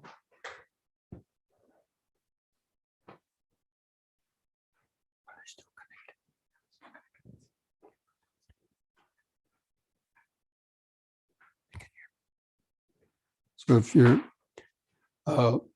you have the yoga videos, but I'm going to explain the 3-part breathing, and if you like to stay online, you can, in about 5 minutes, I'm going to give instructions on the 3-part breathing, and then after that, you can use the yoga videos to do your own yoga practice. But if you'd like to review or learn that 3-part breathing, then stay online for another 5 minutes. We'll do that.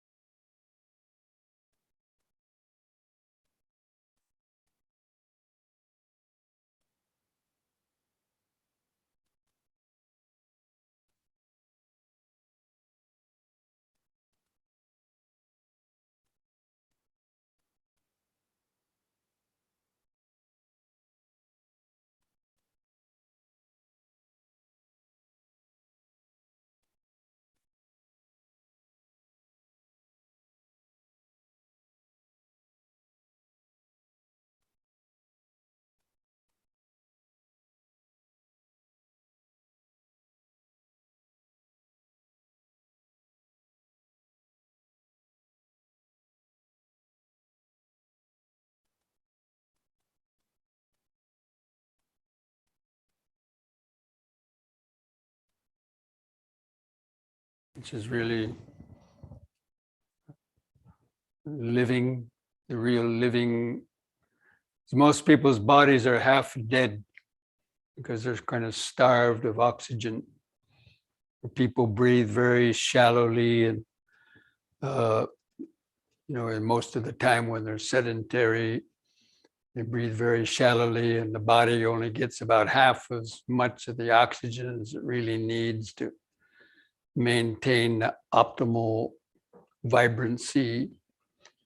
And the breathing is like sending an electric current through like the cells. It's like charging up a battery. Our body, according to yoga, is like has a positive and negative post. And all the cells of the body also have a positive and negative post, like a mini battery.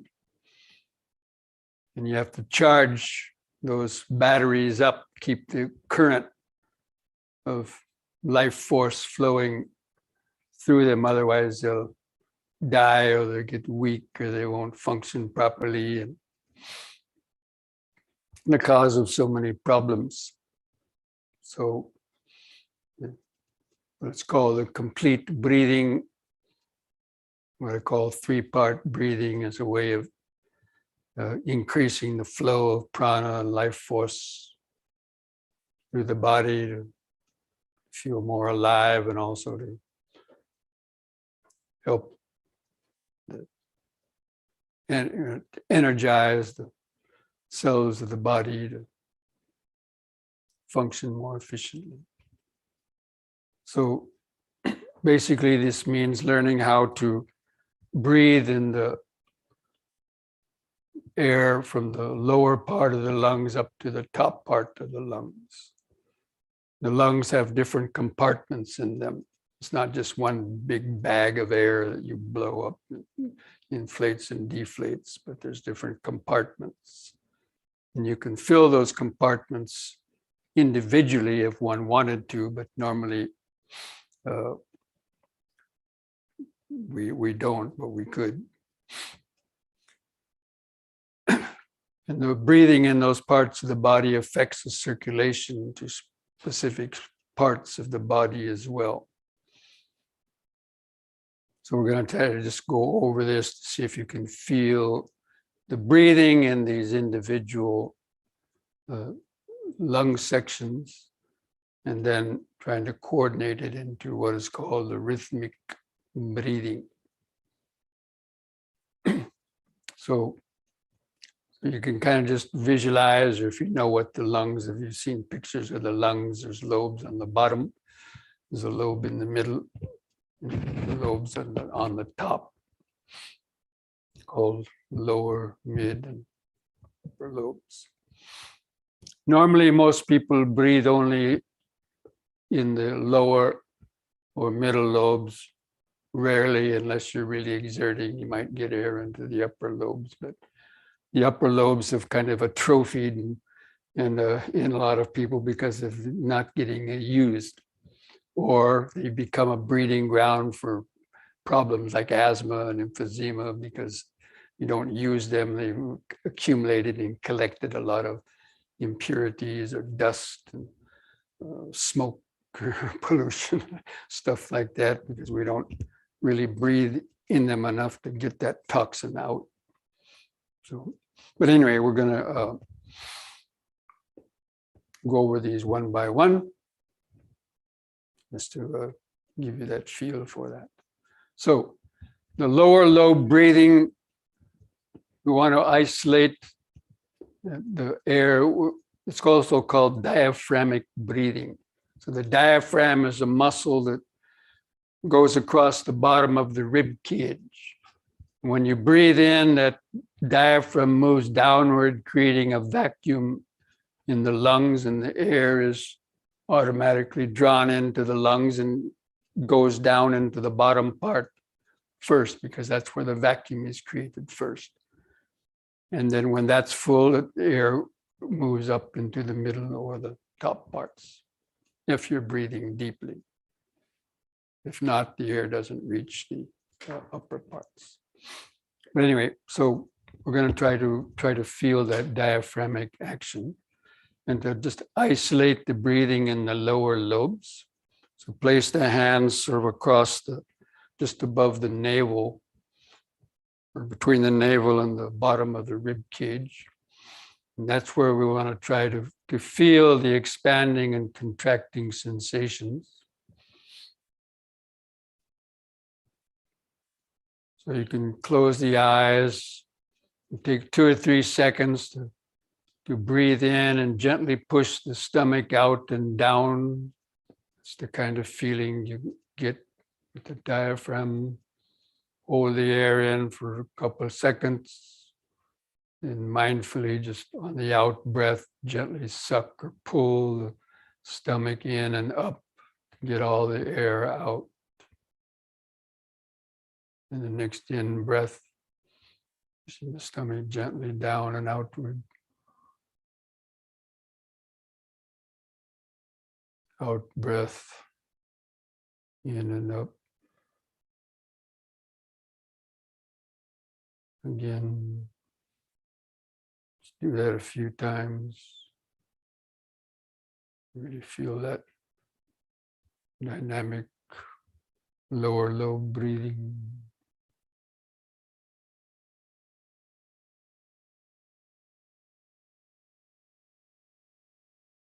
If you think you have control over that, place your hands at the sides and try to do it just with your concentration power, just the lower lobe breathing. Feel the clothing rubbing against the belly as it expands and contracts.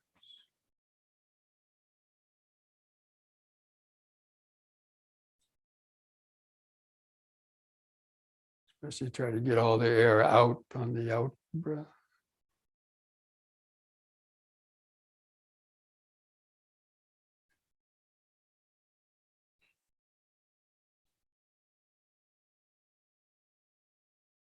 After the next out breath, just relax. Feel any effects of that in your body or mind. And just feel the vibrations of the standing body.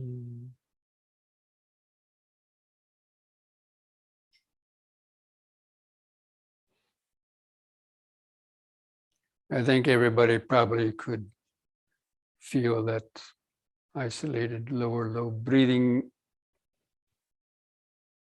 Now we're going to move up to the middle lobe. Actually, there's only one lobe in the middle because the heart takes up the space of where one of the middle lobes would have been. But just for all intents and purposes, just imagine there's 2. And so place the hands right across sort of the center of the chest. And for the breathing here, you'll feel an outward and upward lift for the middle lobe breathing. And try to feel that as you breathe in, the rib cage is expanding outward and upward. So the hands should separate a little bit with the fingers as it expands and contracts like an accordion.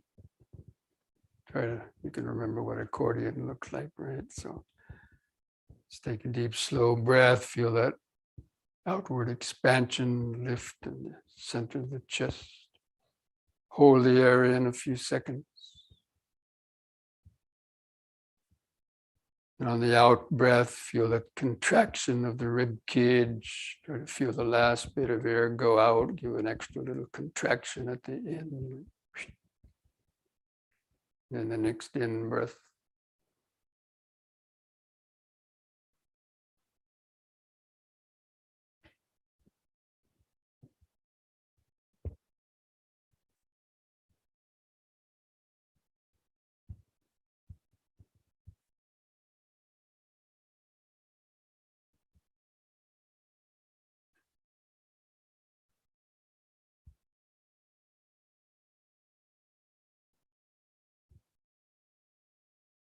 After the next out breath, and lower the hands down to the sides and do it a couple of times just with your concentration power. concentrate in the middle chest. Some air still might go in the bottom part, but most of it you should try to feel in the center of the chest. Like that accordion movement.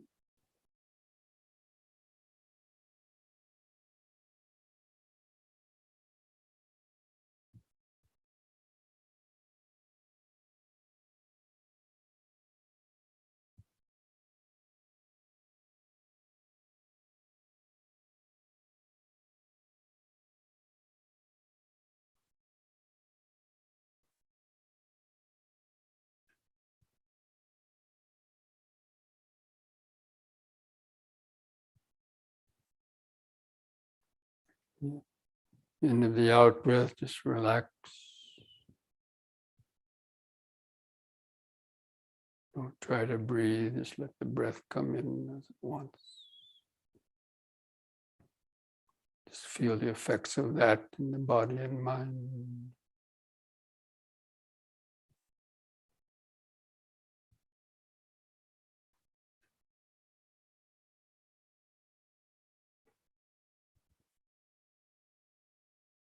Now, even could everybody feel the difference between breathing in the lower lobes and breathing in the middle lobes? Or if you couldn't feel the difference, just raise your hand.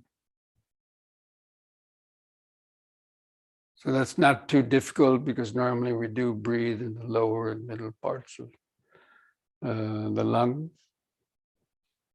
But now we're going to try to isolate the upper lobe breathing, and so it might take a little bit more concentration and focus or effort, especially if you have congested lungs, because the upper lobes have been atrophied in many people or contracted.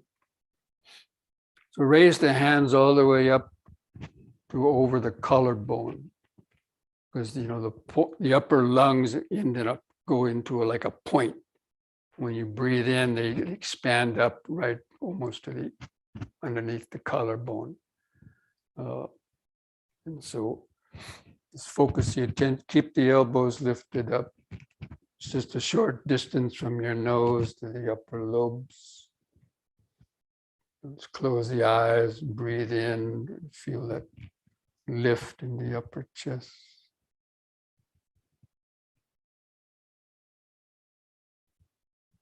Hold the air in a couple of seconds. And the out breath, feel that falling of the upper chest.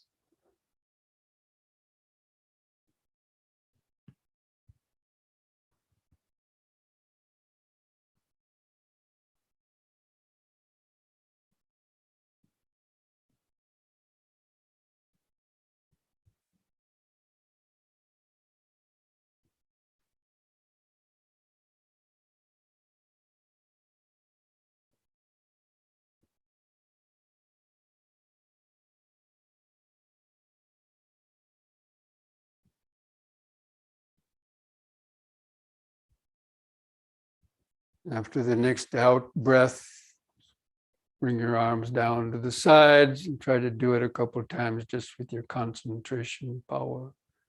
Just try to imagine that you're breathing the air directly through the base of your neck.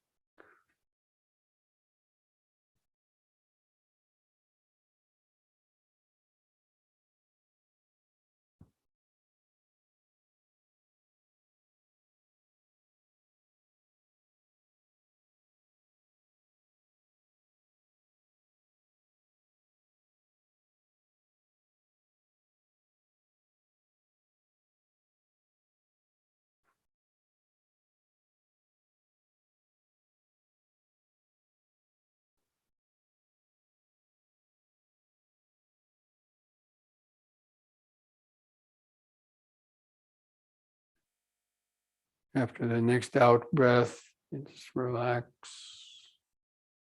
Don't try to breathe. Just let the breath come in whenever, however it wants. Start to feel the subtle vibrations in the body and mind.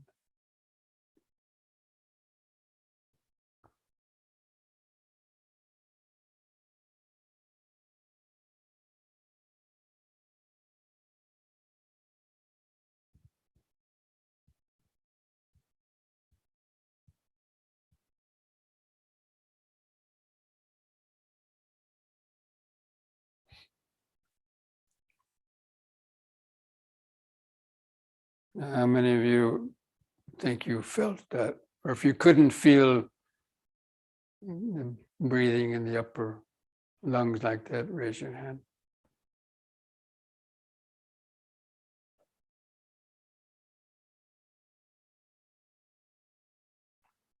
Okay, so now that was the easy part.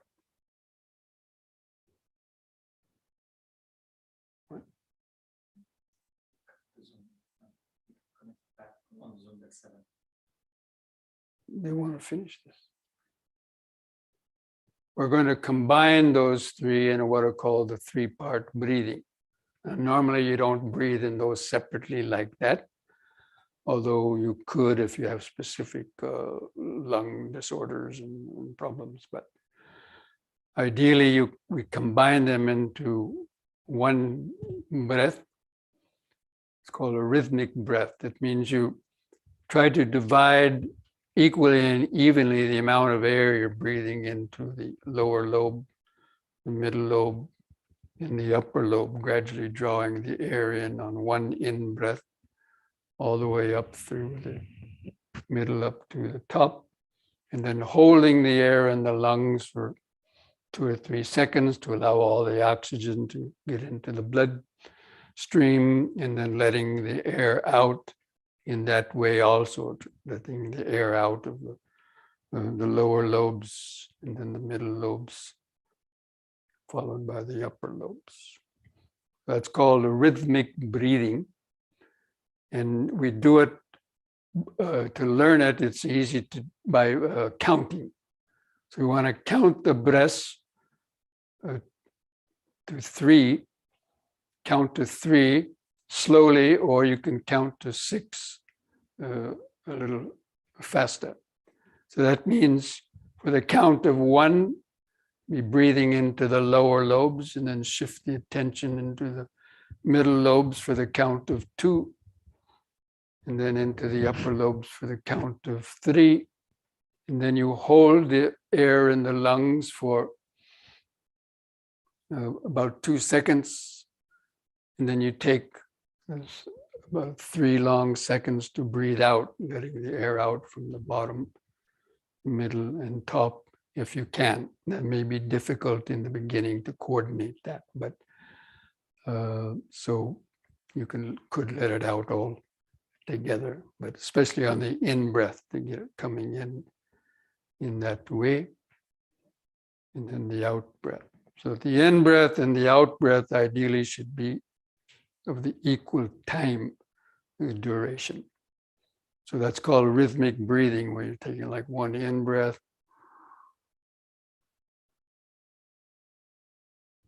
holding the breath, then the out-breath,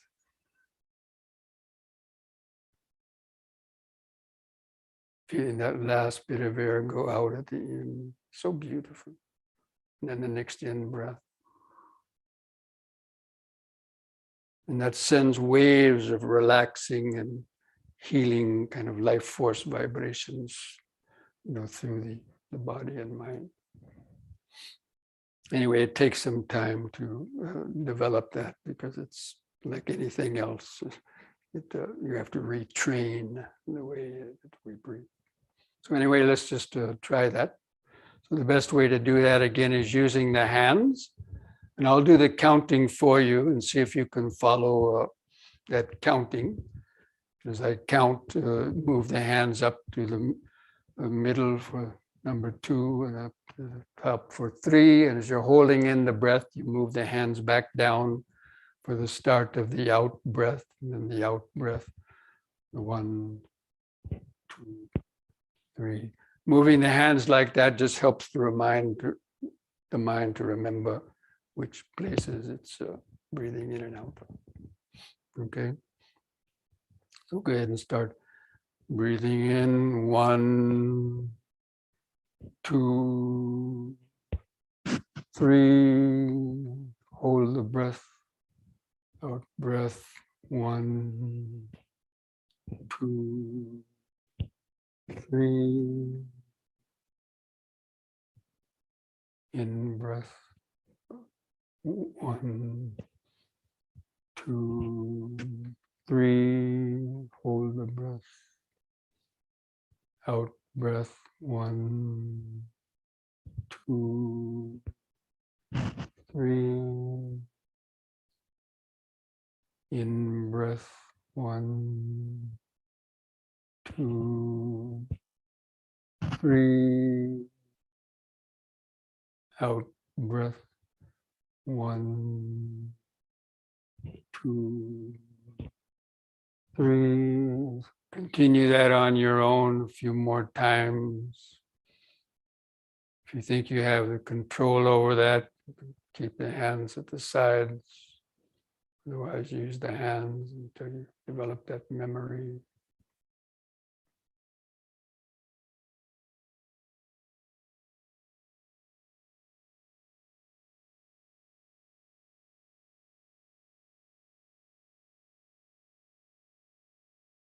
Just try to continue that 3-part breathing, a few more breaths. Just sort of imagine that life force moving through the body. Just feel the subtle vibration.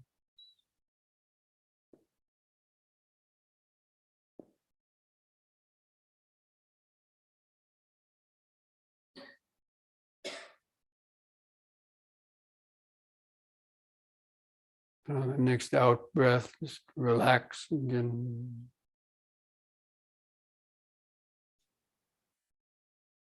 Just let the breath come in again when it's ready.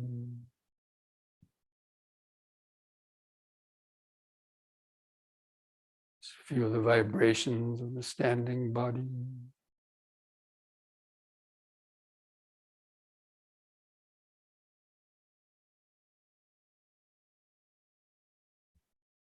When doing deep breathing, sometimes you saturate the body with oxygen, satisfy the cells, so sometimes there'll be a longer pause between the breaths.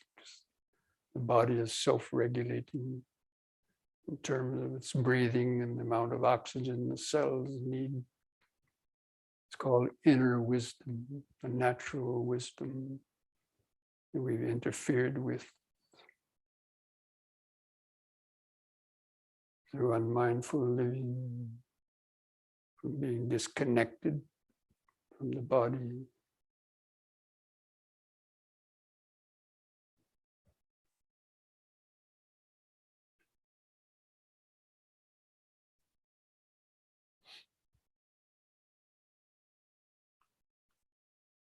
Now we're going to just do a couple of the standing exercises that utilize this 3-part breathing very nicely.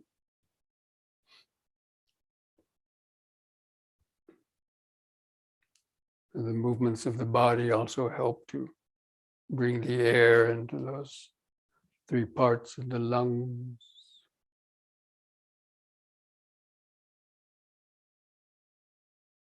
So on the next in-breath, raise the arms over the head.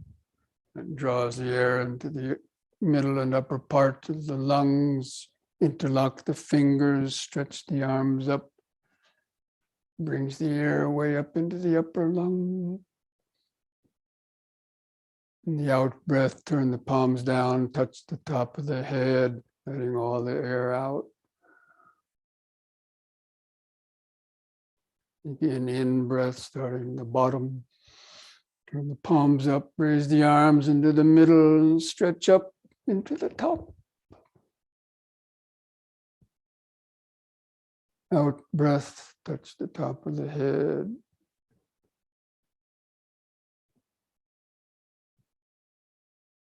Once more, in. Stretch, bend back a little.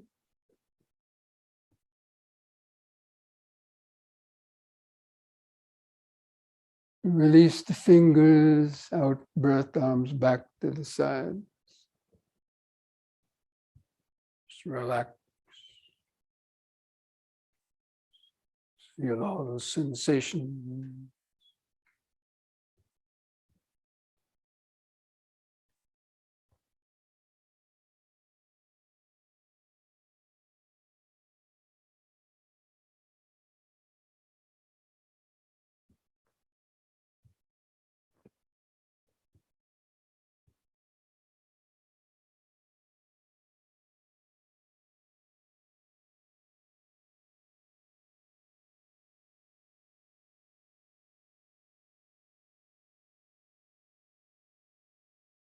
And then next, on an in-breath, push up on the toes while breathing in the lower lobes. Raise the arms up, drawing the air into the middle and upper lobes. Stretch up. Out breath. Feel all the air going out of the lungs.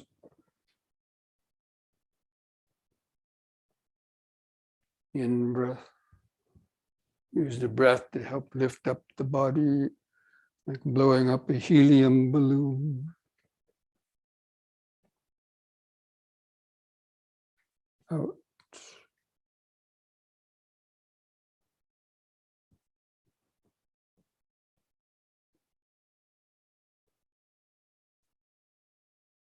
In.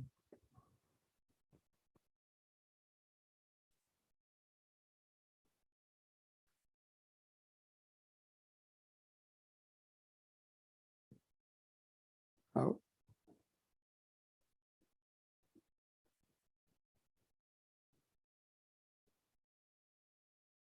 Just relax.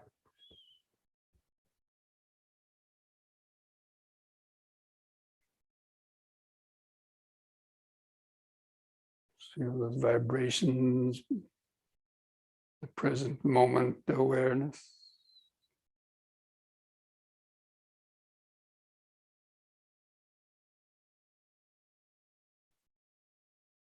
Just awakening the inner internet of body sensation.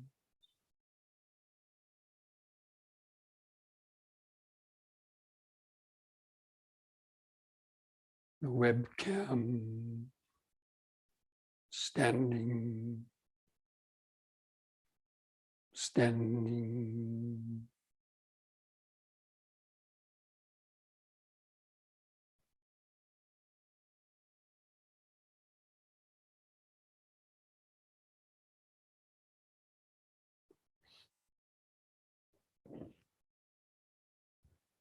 Okay, now for those who are tuning in to on the Zoom, this is going to end our Zoom broadcast for now, but try to continue with the video we sent out because it's too difficult to try to do the rest of the yoga with all the stuff here. So, and then for people here, then you can come down to the floor.